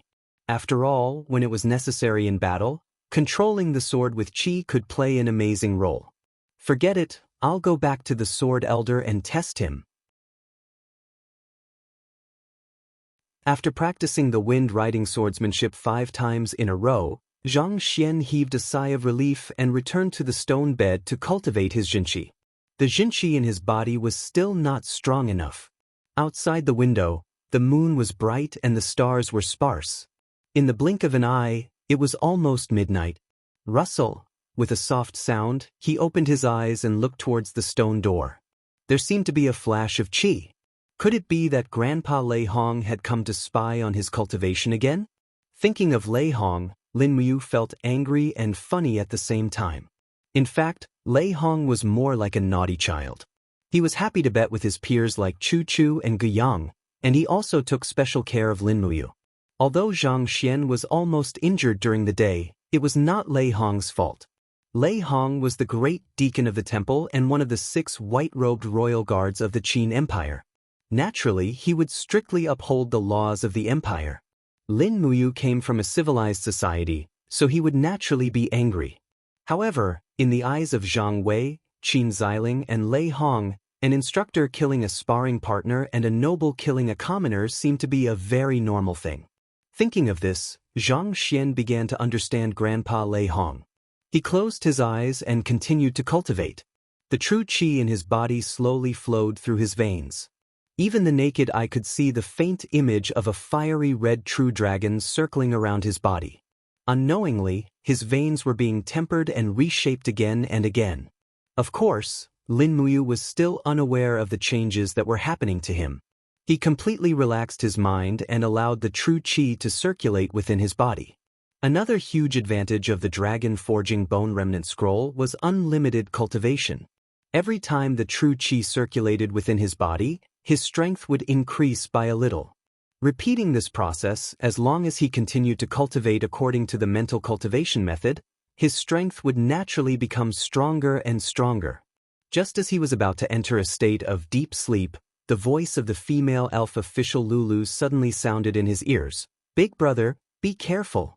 Suddenly, a chill came from above his head. Lin Muyu was startled awake from his cultivation. An endless killing intent came from above.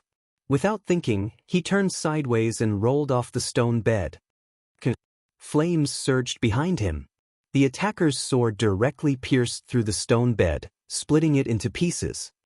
Wang Weng, Lin Muyu quickly summoned his martial spirit. As if facing a great enemy, he released the dragon scale wall, mystic tortoise shell, and all the other martial spirit skills. He opened his palm and pulled out the burning prairie sword. Under the instigation of his true qi, the burning prairie sword emitted a strong fiery light, illuminating everything in front of him. The attacker did not say anything. He raised his sword and launched another attack. Ho! His martial spirit was a fox. However, it was not Tang Xiaoxi's fire fox. Instead, it was a kind of fox with black fur. It was extremely sinister and soundless. This also made Lin Muyu suddenly realize why he was caught off guard and did not sense this person's aura. So it was the advantage of his innate martial spirit. This person's martial spirit could conceal his own aura. 5 consecutive sword flowers bloomed.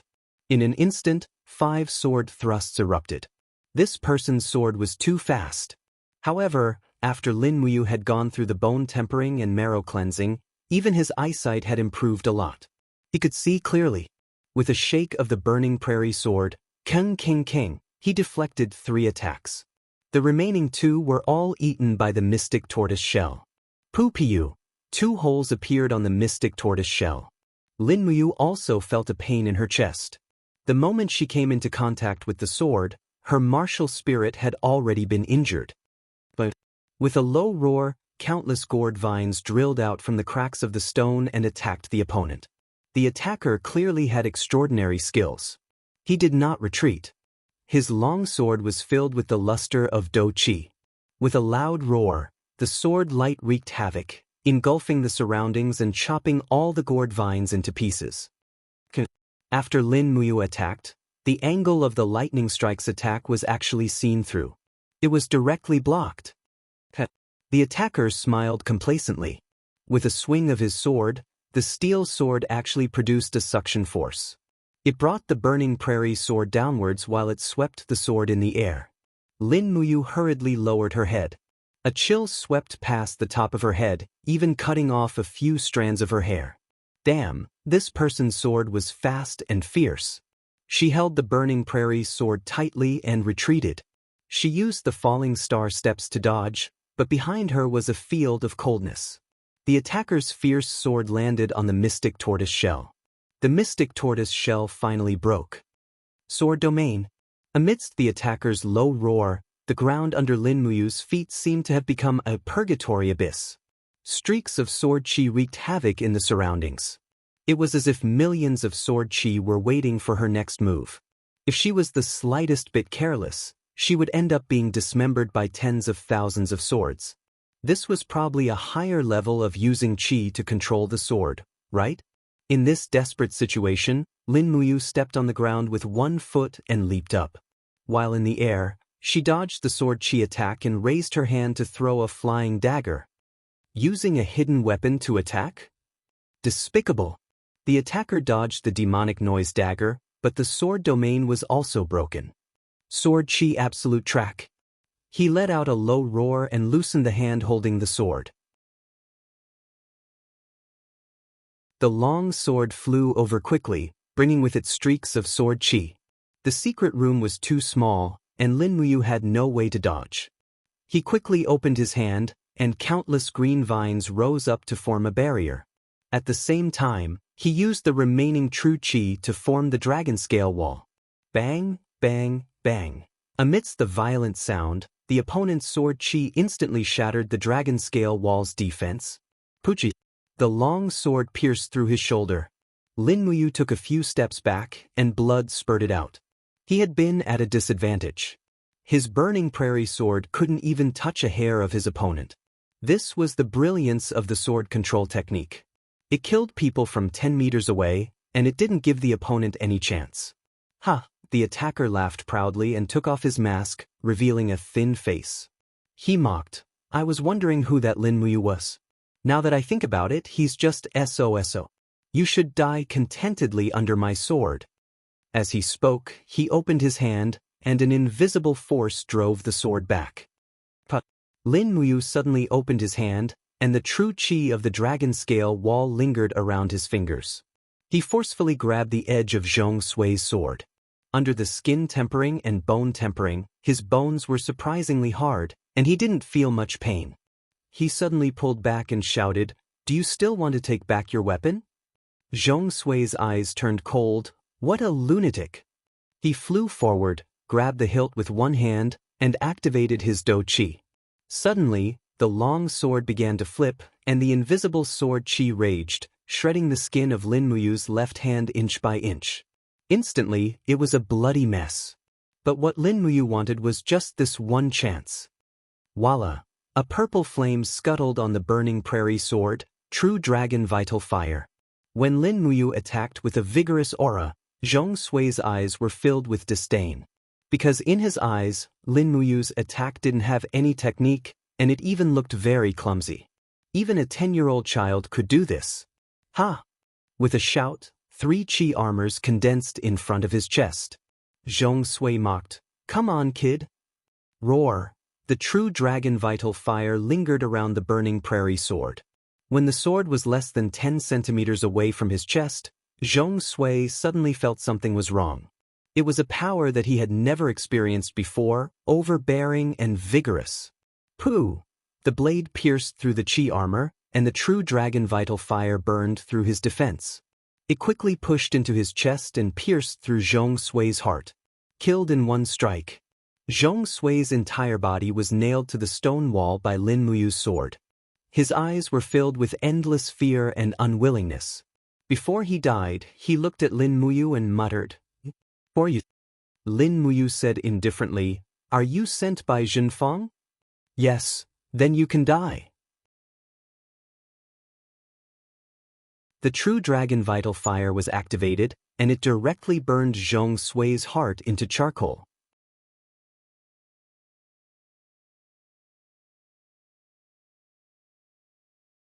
Chapter 68.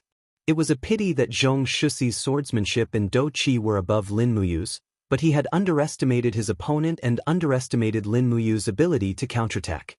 In the end, he was killed by true dragon essence fire. Lin Muyu softly leaned against the bed and took out a bottle of healing medicine and poured it on the wound.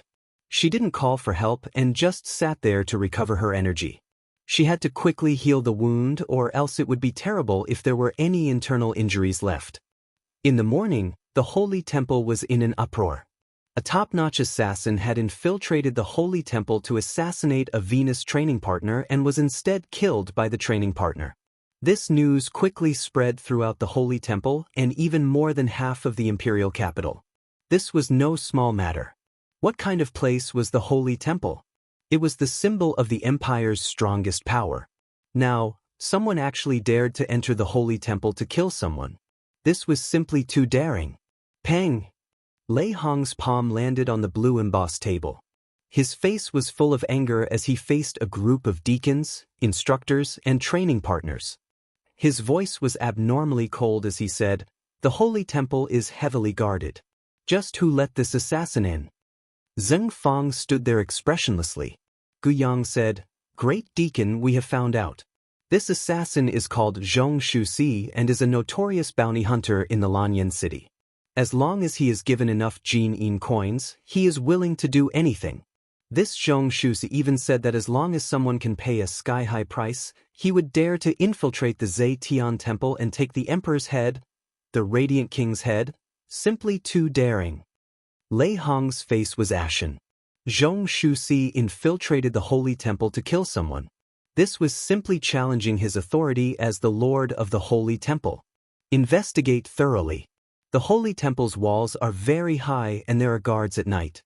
It is impossible to climb over the walls. Zhong Shuxi must have been brought in by one of our own. Investigate thoroughly who brought someone in yesterday. Gu Yang cupped his fists and said. At this time, Zhang Wei turned to Zheng Fang and said with a smile, "Oh, at dusk yesterday, I saw the young marquis bringing a few servants into the holy temple. I don't know if I saw wrongly." Zheng Fang's face turned cold. "Zhang Wei, what do you mean? Are you suspecting me?" "I wouldn't dare." Zhang Wei cupped his fists. This subordinate was just thinking of this matter and did not mean anything. The little marquis is an open and candid person, a man of honor and righteousness. I, Zhang Wei, have no doubt about the little marquis character. It is absolutely not the little marquis who wants to kill Lin Ji. Zhen Fang's face was extremely ugly, alternating between green and white. Everyone in the Divine Temple knew that Zhen Fang wanted to kill Lin Ji, so he was the biggest suspect. Moreover, a bounty assassin like Zhong San could only be hired by a high official or noble like Zhen Fang. Zhang Wei was born a commoner, so he naturally stood on Lin Ji and Little Beansprout's side. In fact, he was so hot-blooded that he didn't even care about his own safety. In this world, the only thing he wanted was to be happy. Raham said coolly, "No need to argue. I'll investigate this matter personally. Once I find the culprit, I won't let them off lightly. The Holy Temple is the symbol of the Empire's power, and it cannot be blasphemed by vile people." The group of people cupped their fists. "Yes, Grand Deacon. Then let's disperse." After everyone dispersed, Raham called out to Lin Muyu, "Lin Ji, wait a moment." "Grandpa Raham, what's the matter?" He stopped and asked. "How's your forging dragon bone remnant scroll recently? Are your injuries serious?" Raham asked with concern. Lin Muyu's heart warmed, and he smiled awkwardly. "I don't know how my cultivation is going, but it should be considered as a small success. Otherwise, I'm afraid I wouldn't have been able to kill this Zhong San. And I've checked Zhong San's wound, it was a one-hit kill. You must have used your own body as bait, otherwise this kind of bounty assassin who kills people like flies would not have been defeated so easily." "Yes, Grandpa Raham. I was too lazy, I was cultivating last night, so I didn't go to your place. It's all right, I can protect myself." Lin Muyu smiled confidently. "That's good, go." "Yes." Because of his injuries, Gu Yang gave him 3 days of rest, which made Lin Muyu feel like a fish in water. He just wanted to use these 3 days to do something. He went out and went straight to the direction of Wanxing weapon shop. Next, it was time to ask the sword elder to teach him the imperial sword technique. But he didn't go far. Suddenly a horse galloped from afar. The horse was a beautiful girl in a green dress, about 18 years old, and she was extremely beautiful. She shouted from afar, "Excuse me, are you Master Lin Ji?" Lin Muyu stopped. "Who are you?" The girl turned over and dismounted, her hands lightly clasped on her lower abdomen, and bowed to do a standard imperial lady's bow. She smiled and said, "My name is Jin Xiaoteng. I'm Jin Ziju's daughter from the imperial medicine shop.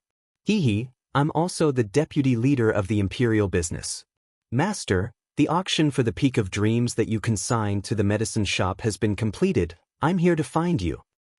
"Oh, it's Miss Jin." Lin Muyu beamed. In his eyes, this Jin Xiaoteng had turned into a gold-plated beauty. She was here to give him money. Jin Xiaoteng was very polite. She smiled and bowed, saying, "Master Lin, the 5 bottles of Dream of Extreme Peak that you sold were sold for 4,500, 5,200, 5,400, 5,500, and 5,700 gold coins. After deducting 20% of the transaction fees, you will receive 21,040 gold coins. Dad said that since this is the first time we are working together, he will give you a round figure of 22,000 gold coins. Here are 22 diamond coins, please count them, Master." She raised a golden pouch which was filled with 22 diamond coins. Lin Muyu's heart leaped with joy as she felt like a nouveau riche. This feeling was amazing. After accepting the bag, Lin Muyu said happily, "Thank you, Miss Jin." Jin Xiaoteng shook her head with a smile and took out a bright, transparent card from her bosom. She said, "Since the transaction has exceeded 20,000 Jin dollars, according to the rules of the trading house, this diamond card is a gift to you. Customers with a diamond card can enjoy a 30% discount on purchases in the Imperial Trading House and a 10% commission on sales. In addition, the diamond card has a balance of 10,000 Jin dollars and an overdraft limit of 50,000 Jin dollars. This card is specially infused with the power of a spirit beast to control the amount, so it can be used in any large trading house. Please accept it, Master." Lin Muyu accepted the card, but her heart was as clear as a mirror. She smiled and said, "I'm afraid a mere transaction of 20,000 gold coins is not enough to get this card, right?" Jin Xiaoteng burst into laughter and said with a smile, "Master is indeed smart. Actually, only a transaction of 500,000 gold coins can get a diamond card, but Master is a little special." "Why am I special?" "Because you are the only person who can refine Dream of the Extreme. You are the only one in the world of alchemy." As she spoke, Jin Xiaoteng bowed again and said with a smile, "Master Lin Ji, if you can refine Dream of the Extreme, please put it up for auction in our trading house first. Xiaoteng guarantees that you will not suffer a loss." "I see." Lin Muyu smiled slightly and said, "All right, I will. Thank you, Miss Xiaoteng." "You're welcome. I'll be leaving then. Goodbye." Jin Xiaoteng spurred her horse and left. Lin Muyu held the heavy 22 diamond coins in her hand, and all sorts of feelings welled up in her heart. The feeling of being rich. But on second thought, he thought of the pitiful little bean sprout. As a copper star sparring master, was his life only worth 500 gold coins? Wouldn't the 22 diamond coins in her hand be enough to buy the lives of 44 little bean sprout? Slightly sad, she took the money and went straight to the Wanxing weapon shop. When he arrived at the weapon shop, the shop assistant actually recognized him and said with a face full of smiles, "Young hero, you are here. Our shopkeeper was right, young hero will definitely come again." How did Senior Sword Elder know that I would come again? First, young hero is a person who loves swords. Second, young hero is a person who uses swords. Young hero, please follow me, the shopkeeper is in the backyard. And, thank you. When she saw the Sword Elder again, the old man was still hale and hearty. He stood alone in the backyard with his hands open, and a formless energy surged around him. It was this energy that gave him the ability to control swords. Senior.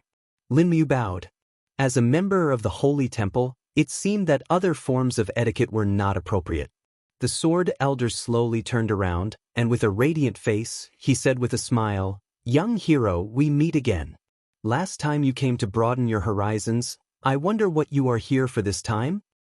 "I want to learn from Senior the art of controlling swords with qi," Lin Muyu said respectfully. "Learn swordsmanship?" The sword elder could not help but smile and said, "This old man has not taught for many years. Young hero, please go back." Lin Muyu was unmoved and said, "There must be a reason for not teaching. This junior would like to hear the details." The sword elder felt a sense of novelty and said with a smile, "All right then." As he said this, the sword elder put his hands behind his back, and sword energy surged around his body. His green robe slightly swayed, and he smiled. This old man is not willing to accept disciples for 3 reasons. First, I do not accept ordinary people as my disciples. Second, I do not accept people who are competitive. And third, I do not accept people who are not proficient in swordsmanship. Young hero, as long as you can break my 3 restrictions, I can consider accepting you as my disciple. Lin Muyu was slightly stunned. This was really a strange old man, and the threshold for accepting disciples was quite high. After thinking for a while, he said, "First, this junior does not think that I am an ordinary person." "What do you mean?" "The so-called natural talent must be useful. Even if one is mediocre in life, they should be able to accomplish something. Not to mention, with my talent, I will inevitably have a magnificent achievement. If I were an ordinary person, I would not have come to ask the sword elder to teach me." "What a good natural talent must be useful." The sword elder nodded in appreciation and said, "You have passed the first point, and the second point, how do you prove that you are not a competitive person?" Lin Muyu took a deep breath. "The reason I want to become strong is because I do not want to see the many injustices in this world. I want to become strong because I want to change this world." "Change this world?" The sword elder could not help but laugh. "Do you have the ability?" "Boy, I can try and exhaust my strength." Lin Muyu clenched her fist. Her eyes were firm and clear. "Good." The sword elder laughed. "This second point is considered as you have passed, but the third point, are you a person who is proficient in swordsmanship?" This, Lin Muyu was a little embarrassed. This junior has only learned some superficial swordsmanship. "Show me." "Yes."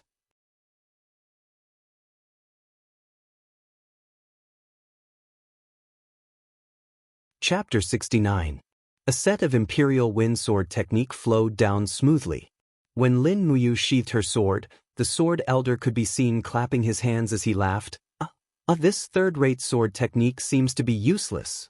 Lin Muyu was very embarrassed. "Senior, I got this sword technique from a merchant." "Got it? No wonder it's so crude." The sword elder's evaluation was merciless. "Young hero, don't you have any other sword techniques?" "There's one more." Lin Muyu shouted. Her Zhen Qi surged up her arm and turned into a lightning bolt that flowed into the blade of her sword. She struck with the force of a thunderbolt. Cut. The lightning bolt cut through the air, leaving a beautiful trail in the air. It was the lightning strike. This time, the sword elder was a little surprised. He opened his eyes and laughed. "This is a little interesting, but it's only one move. It's not a sword technique, and it's only a second-rate sword technique." Lin Muyu was a little unhappy. "Senior, this is the sword technique that Senior Fire Cauldron Chu Chu taught me." "Oh, Fire Cauldron Chu Chu's sword technique?"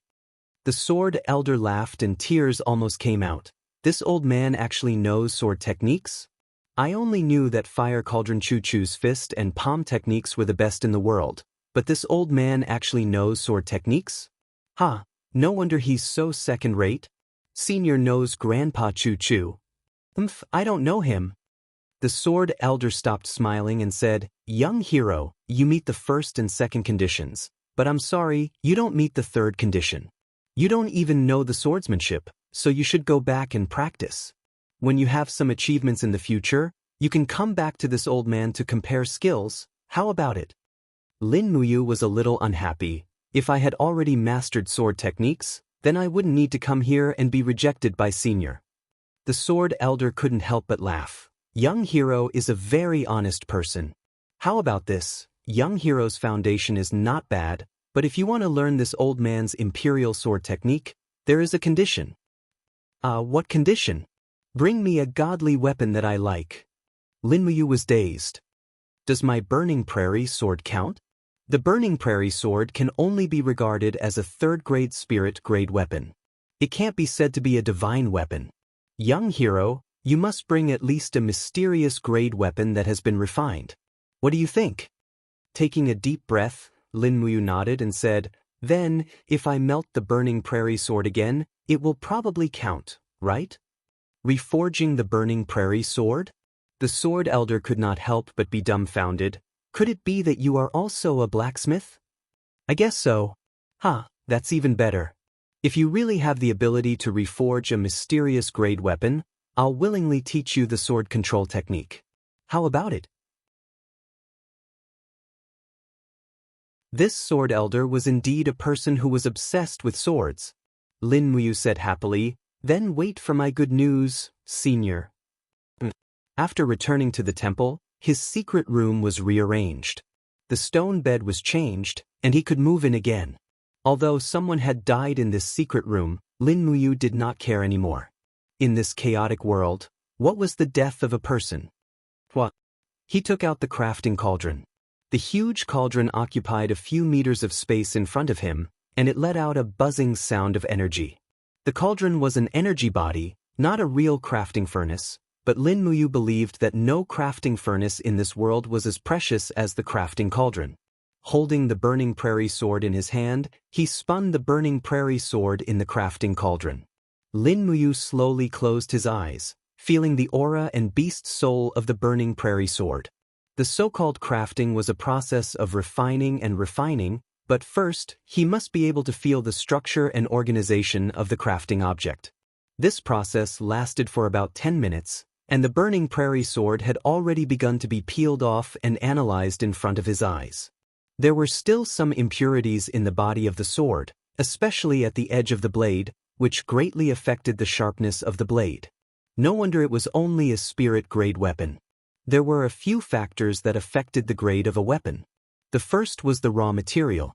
Ordinary iron was destined to be unable to compare with fine iron, dark steel, and the like.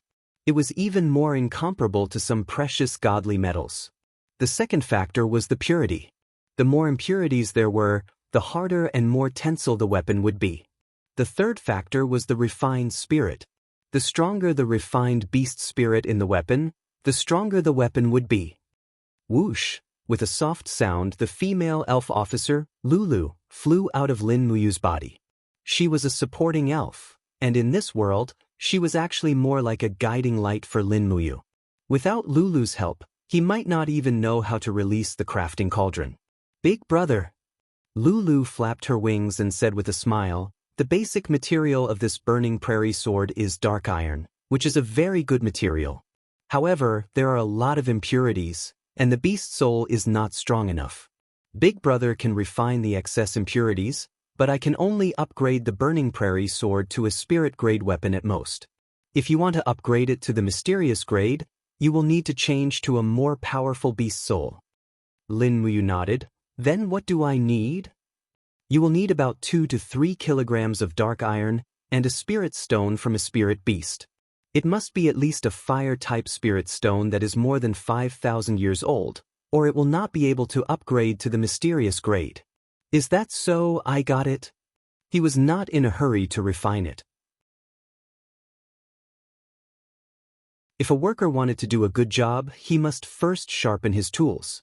He needed to prepare enough materials first. As for crafting, this was his old profession, so it was definitely not a problem. He went out and went straight to the Imperial Chamber of Commerce. These things had to be bought from the auction house. At this time, it was too late to go out of the city to look for spirit beasts in the Dragon Forest. Moreover, he most likely could not defeat spirit beasts that were more than 5,000 years old. Instead of wasting time, he might as well use the 22 diamond coins in his pocket to do something else. In the Imperial Chamber of Commerce, When Lin Muyu took out the diamond card, the shopkeeper immediately welcomed him with a smile. A distinguished guest is here. How may I help you? I want to see Miss Jean Xiaotang. Oh, I will go and call Miss Jean right away. Please wait for a moment. Thank you.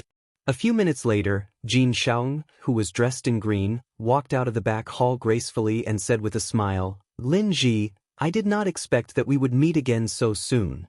Welcome to our Chamber of Commerce. How may I help you? I want to buy some materials. Oh, what do you need? Let's talk as we walk. The two walked side by side on the small path of the Chamber of Commerce.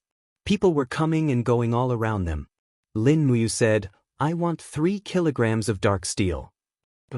Jean Xiaoting blinked her eyes and said with a smile, It seems that Great Master wants to forge weapons? Yes. Then Xiaotang will choose some highly purified dark steel for Great Master. No need, I can purify it myself. Lin Muyu calculated carefully. The higher purity dark steel in the Chamber of Commerce would definitely be expensive. After all, this was a place where people would eat people without spitting out their bones. Jean Xiaotang was a little surprised. All right then, if Great Master does not mind the process of refining dark steel too complicated, what else do you need? Spirit stones. Oh, what kind of spirit stones do you need? Jean Xiaoting turned around with her hands behind her back and said with an exuberant smile, Our Imperial Chamber of Commerce may not have much else, but we have all kinds of spirit stones. Lin Muyu thought for a moment and said, I need a spirit stone from a fire-type spirit beast that is more than 5,000 years old. Do you have it? More than 5,000 years old? Jean Xiaotang was startled. To be honest, spirit stones that are more than 3,000 years old are already very rare. As for 5,000 years old, let's go take a look, maybe we can find it? The two followed this path to the end and arrived at the spirit stone shop. Spirit stones were the crystallization of the spirit of wild beasts, also known as beast cores or beast cores. The chances of obtaining beast cores after killing spirit beasts were not very high, so spirit stones that were thousands of years old were very rare. Eldest Miss, a shopkeeper said respectfully. Jean Xiaotang nodded and asked, Shopkeeper Zhou, do you have fire-type spirit stones that are more than 5,000 years old? 5,000 years old? The shopkeeper was also startled, then looked at Lin Muyu beside Jean Xiaotang and said with a smile, Yes, we do, but it is not very cheap. We have a 9,000-year-old fire dragon spirit stone that has been the treasure of our shop for half a year. I wonder if young hero is willing to buy it? 9,000 years old? Lin Muyu was startled and said with a smile, It must be very expensive, right? It's all right. How much? 19,000 Jin-in coins will do. Good lord. Lin Muyu was stunned. She only had 22,000 Jin-in coins in total. This was the same as before the revolution. Jean Xiaotang seemed to read Lin Muyu's mind and said with a smile, Lin Ji, have you forgotten that you are a diamond VIP of the Chamber of Commerce and can enjoy a 30% discount? That will be more than 13,000 Jin-in coins. I will help you round off the odd numbers and make it 13,000 Jin-in coins. How about it? Do you want? Lin Muyu thought about it and nodded. All right, 13,000 it is. He took out 13 diamond coins and felt his heart ache. He could not buy the forbidden medicine's 7-colored lotus in the near future. Even if he was a member of the Holy Temple, he was actually overtaxed. If he bought it too often, it would not be good for him to be invited to the Minister of War's residence for tea. Therefore, he did not know when he would be able to refine the Peak of Dreams again. Soon, the shopkeeper handed over a plump fire flood dragon spirit stone to him. As he held it in his hand, it was boiling hot. After that, he bought one. 5 kilograms of dark iron. Although dark iron was rare, it was not that rare. Therefore, he only sold it for 10 Jin-in coins per kilogram. After some thought, he bought another 50 kilograms in one go and brought it back as a test subject. Because he had not forged weapons in this world, he needed some experience. He did not want to damage the Burning Prairie sword on his first try. He bought a few more spirit stones. They were all the hundreds of years old ones. They were cheap and practical. His longing for the art of weapon forging was like a young girl's yearning for love. By the time he returned to the holy temple, it was already dark. He hastily ate something and hid in a secret room to start forging weapons in secret.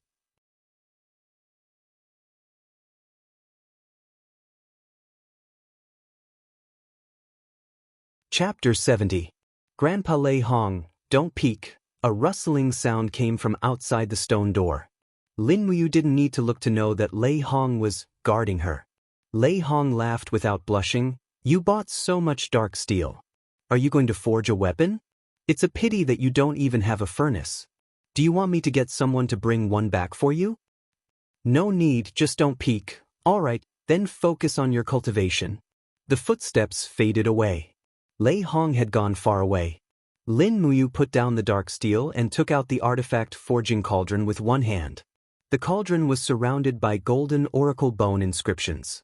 This cauldron itself had been cultivated to the highest level. In this world, it was simply a treasure. She weighed the dark steel.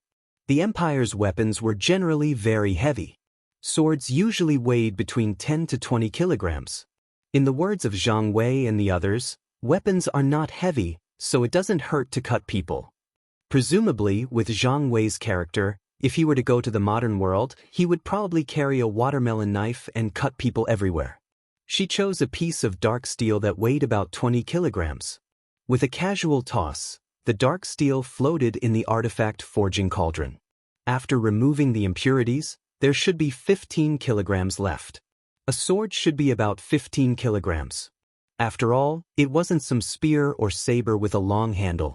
Any one of them could be frighteningly heavy, over 100 kilograms. She spat out her innate qi, and the flames in the artifact forging cauldron began to quickly melt the dark steel.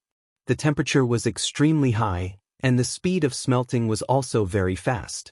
In less than 5 minutes, the dark steel had been melted into a pile of fiery red liquid. The liquid flowed slowly in the artifact forging cauldron, controlled by an invisible force.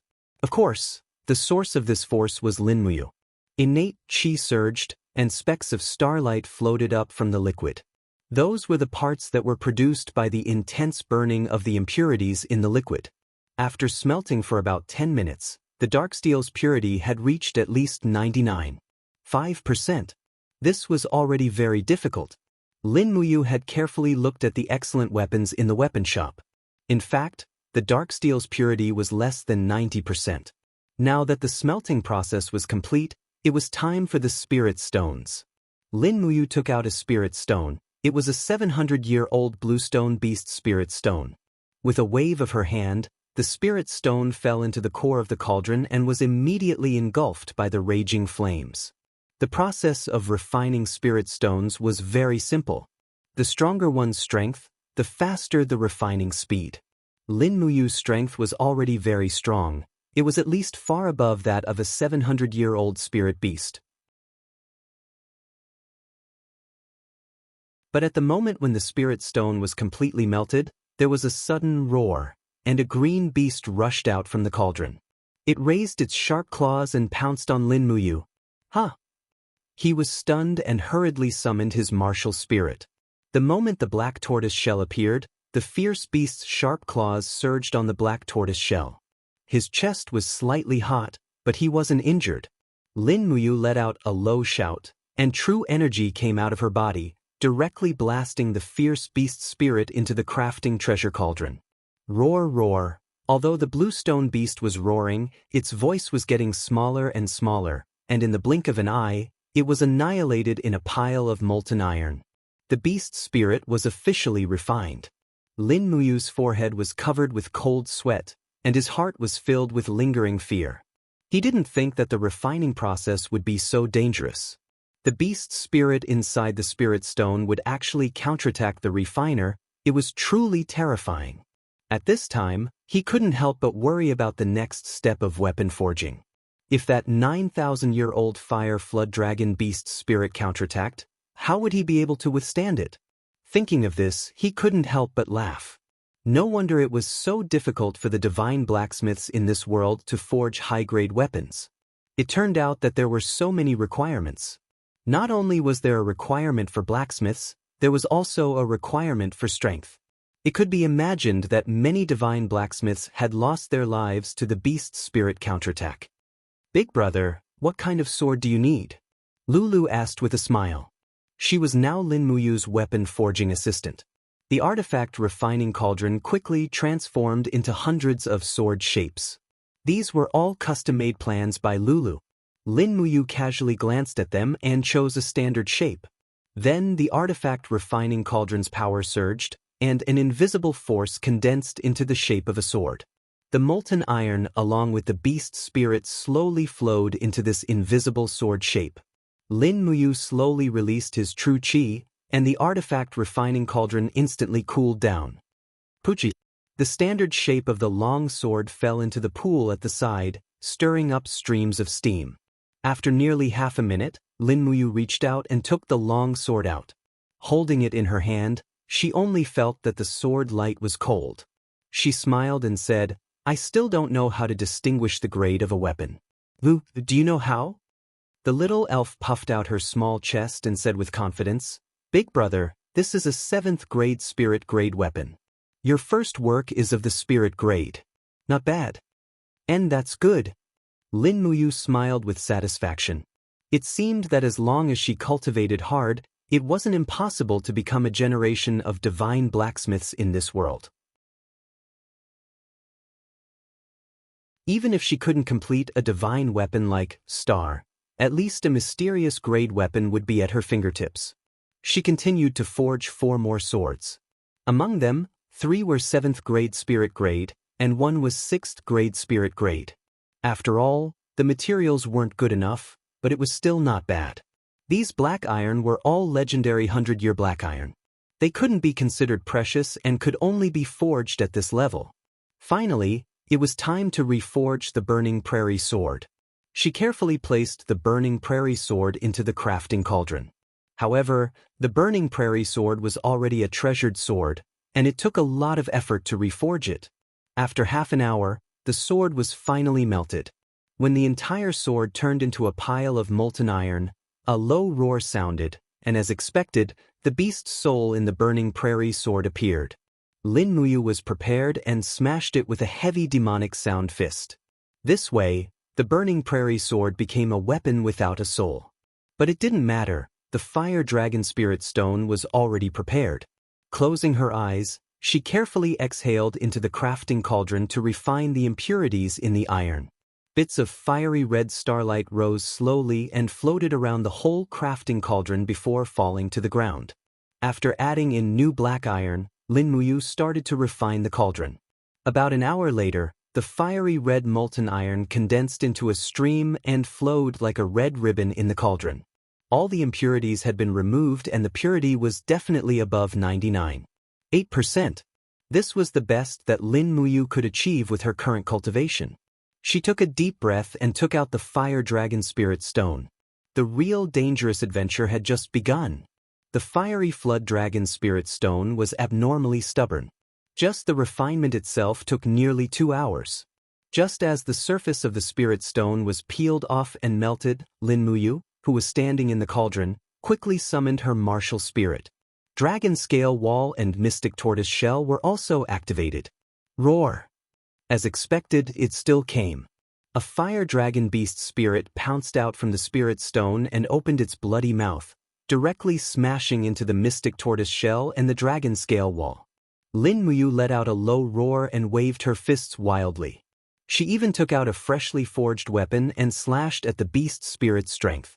For a moment, strong winds blew in the crafting cauldron, and the roars of the beast spirit were endless. After nearly half a minute of battle, the fire dragon beast spirit was slowly refined. Lin Muyu stood in the crafting cauldron, gasping for breath. There was a burning wound on her chest. The fire dragon beast spirit was truly not for show. Even inside the crafting cauldron, it was still able to launch such a fierce counterattack. It was too terrifying.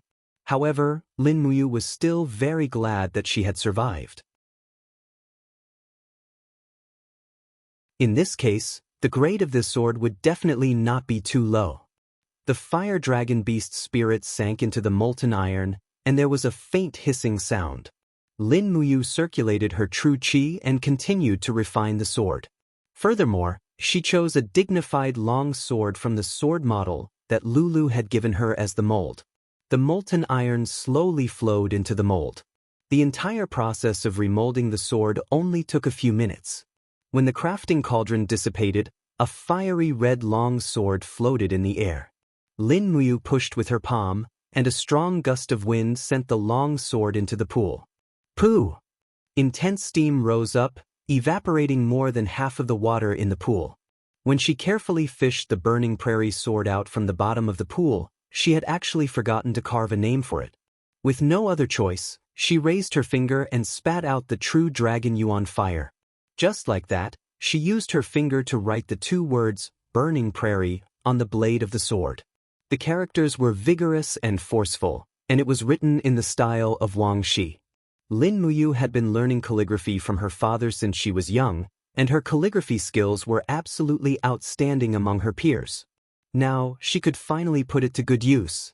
Big brother, congratulations, this is a 5th-tier profound grade sword. Lulu clapped her hands and said with a smile. Lin Muyu was also very gratified. The new burning prairie sword was a little heavier than the original, and the scabbard was also not suitable for use. Hugging the burning prairie sword, he leaned against the headboard and closed his eyes to fall asleep. The fatigue of weapon forging cultivation far exceeded that of refining medicine. After continuously forging a few long swords, he already felt as if the true qi in his body had been sucked dry. When he woke up, it was already the morning of the next day. Dong dong, there was a knock on the door. Lin Ji, wake up. It was Deacon Guyang's voice. Lin Muyu turned over and got up. After a night's sleep, her strength was full again. She hurriedly went to open the door and said with a smile, Grandpa Guyang, isn't it my vacation now? What's the matter? Guyang squinted his eyes and said with a smile, Yes, the great deacon is looking for you. Take your work from last night and go to the Saint Hall. Okay. Although he did not know what it was, Lei Hong would not harm him. After washing up a little, he carried the 6 swords and followed Guyang to the Saint Hall. Early in the morning, the instructors and sparring masters had already finished eating and started cultivating. The Saint Hall was very quiet. Ayu, Lei Hong said in a heartfelt manner. But in Lin Muyu's eyes, his expression was no different from that of a request. She smiled and said, Grandpa Lei Hong, if you have something to say, just say it. Okay, Lei Hong smiled embarrassedly. Actually, Grandfather has been guarding your cultivation last night and saw that you forged some very good weapons, so... Cough cough. Next, Deacon Guyang, you tell him. Guyang had a helpless look on his face. What the great deacon means is... Although the Saint Hall has received financial support from the Empire, the weapons in our arsenal are actually third-rate goods. You have seen for yourself, the weapons of the instructors are often broken and damaged. In fact, they are all ordinary, superior weapons. There are no spirit-grade weapons at all. So after seeing that you can forge spirit-grade weapons, the great deacon is very pleased. Lin Muyu already saw through it and said with a smile, So the 2 grandpas want to use the name of the Saint Hall to buy the swords I forged, right? Guyang rubbed his hands and looked like a profiteer. But we are a family, you have to give us an insider price, Lin Muyu. That you're tuning in to the Journey of the Soul YouTube channel. Don't forget to subscribe and join us on this journey to catch the most captivating stories.